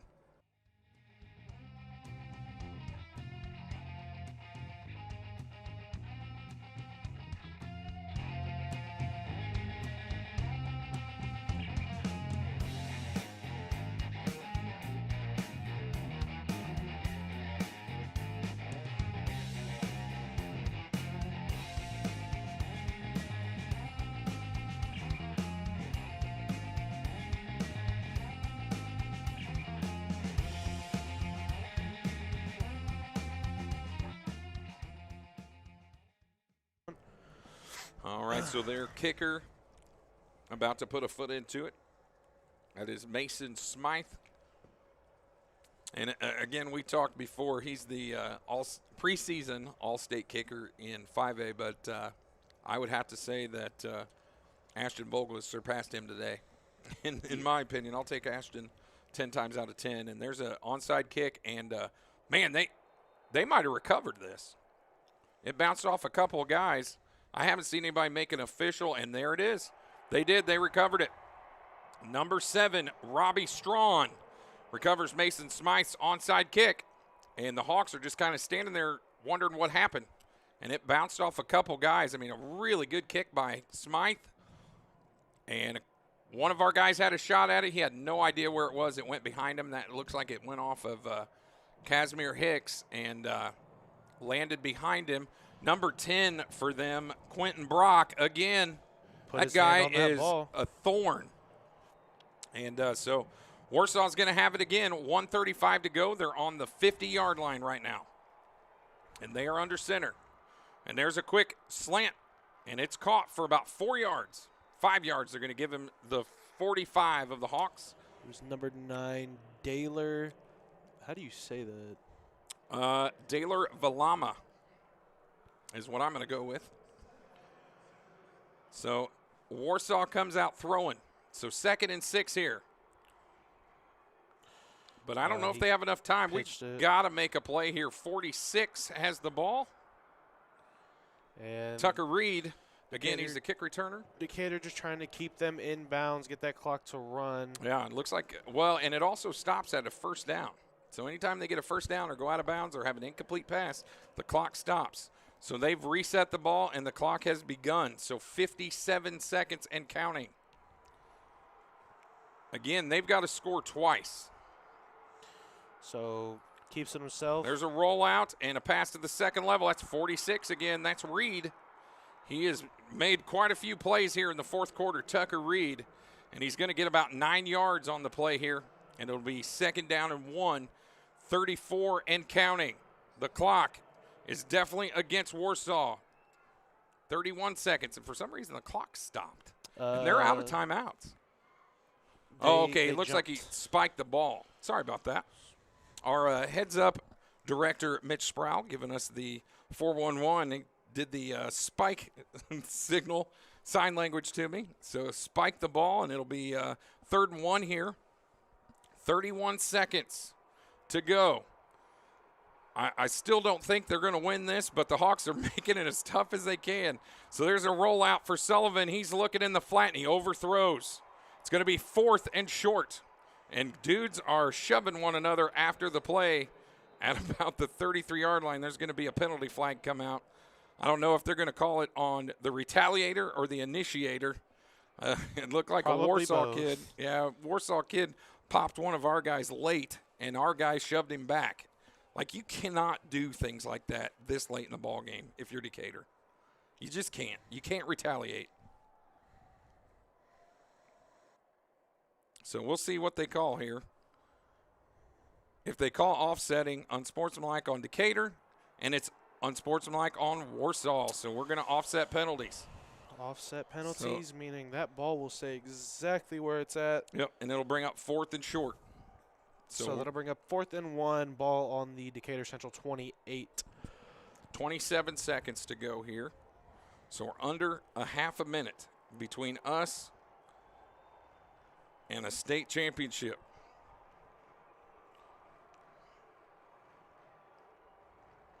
We've done this once. We've already stopped them on 4th down, which was huge, and they're going to easily, he's just going to get a first down, and they've got to hurry up and spike the ball. I don't know why the clock is not running.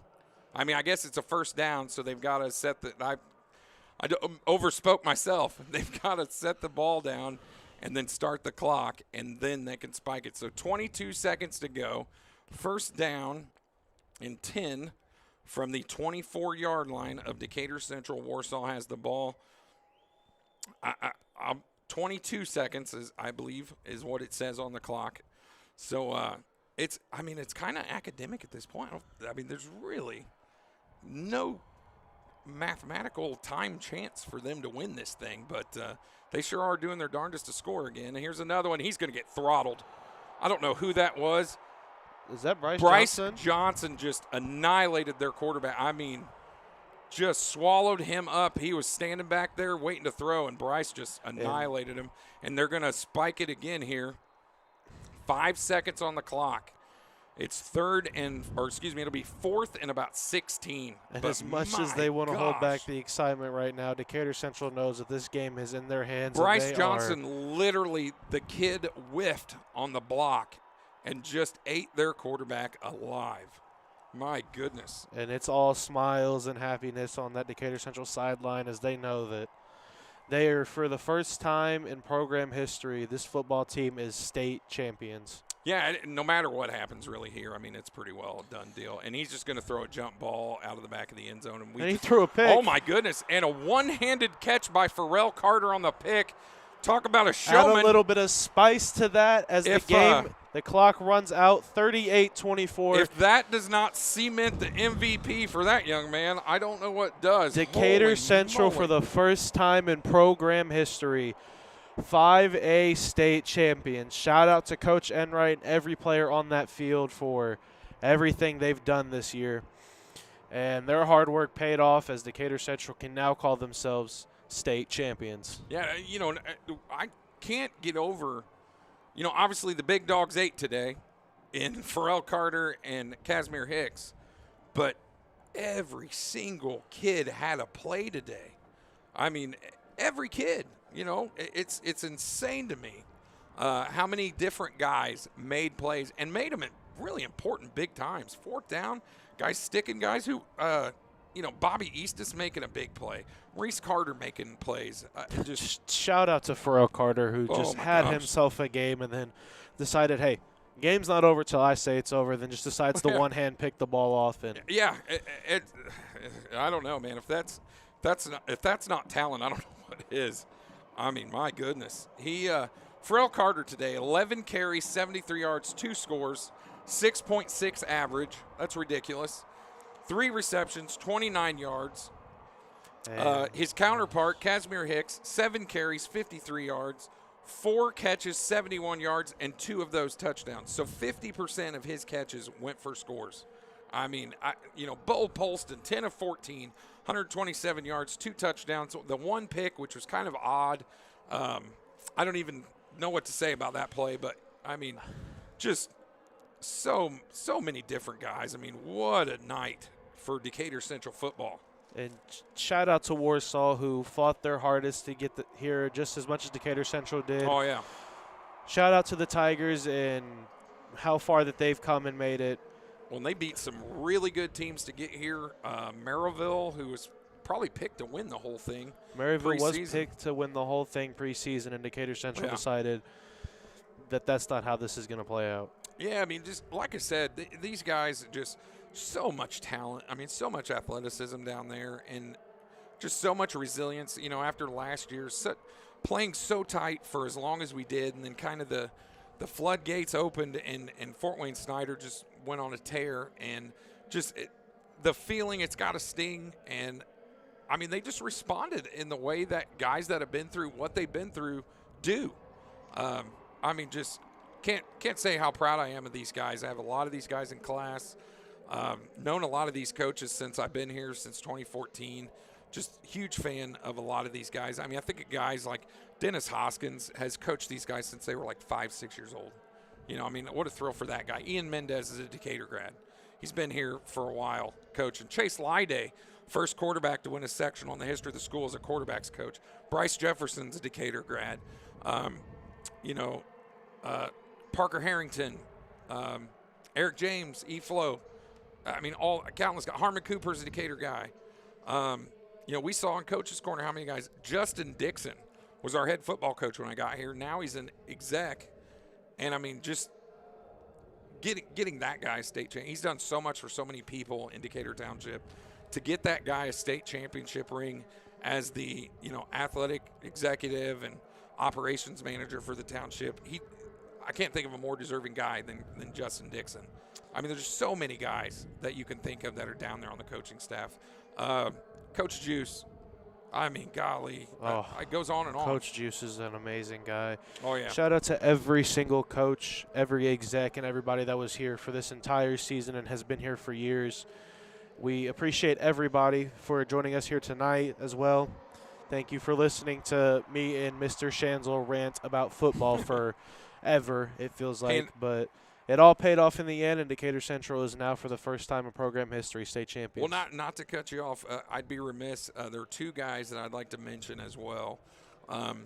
You know, when I think of Decatur Township, there's a few people that come to mind. I thought Dave Rather, who recently, you know, passed away, he's Decatur Township to me.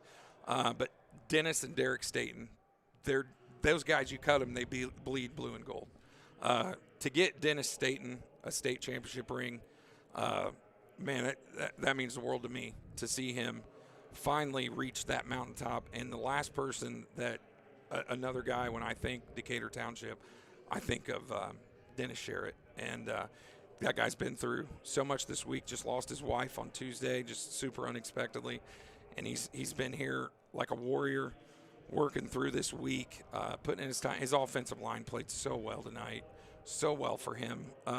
And just love that guy to death, love that family. And my thoughts and prayers are with them this week. And, you know, there's nothing that compares to it, but, you know, maybe this can lessen the blow of losing your wife a little bit. And just I'm so happy for them to get to experience this. And it's just shout out to everybody who showed up as well, just outside of the coaching staff. Everybody that showed up every game this season, as I see all these Decatur Central fans here and waiting for their team to get their first, to get their medals for, you know, these guys carried each other throughout the season, injuries, non-injuries, through the, you know, the few losses that they had, and the 10-game win streak now that has just been cemented. These guys were each other's rocks throughout the entire season, and it is a shout-out to everybody who has showed up. I know, and I feel bad. I don't want to leave anybody out. Shout-out to Sarah Gibson and her cheerleaders. They do such a great job of supporting this football team. They're awesome. Same deal with, you know, Mr. Best and Mr. Halstead and the band. You know, I've said a football game isn't a football game without the band. I mean, they've been phenomenal. The color guard, just – anybody that's been involved with our team this year, you know, it's kind of like when Butler went to the national championship 2 years in a row. You know, even the janitors are on board with, you know, pushing in the same direction as the team. So we've gotten that this year, and, you know, just the support has been amazing. And so, Bryson, it's been fun, man. It has indeed been fun. I've had so much fun this year. Obviously, shout out to Jason Stone and Mitchell Sproul for bringing me along all year. Been able to call every home game that we had this year, and been able to call the most important game of the year for us. Yeah. And shout out to also everybody who helped us throughout that entire year, our camera workers. And shout out to every other person, you know, every other team in 5A. bringing tough football to us every week and, giving us one of our hardest challenges each week. All right. Well, we are going to sound off here from Lucas Oil Stadium. The 2024 season has ended, and your Decatur Central Hawks are the 5A football state champions. Final score, Decatur Central 38, Warsaw 24. And let's be honest, Bryson, it wasn't that close. Not at all. So we'll see you next season. Maybe actually see a basketball season, doing some basketball stuff, and baseball and softball season. So stay tuned to DCTV or DCHS Live on YouTube, and we'll see you in the near future. And I will see all of you more than likely next football season. Shout out to everybody. We appreciate you all. Love you all.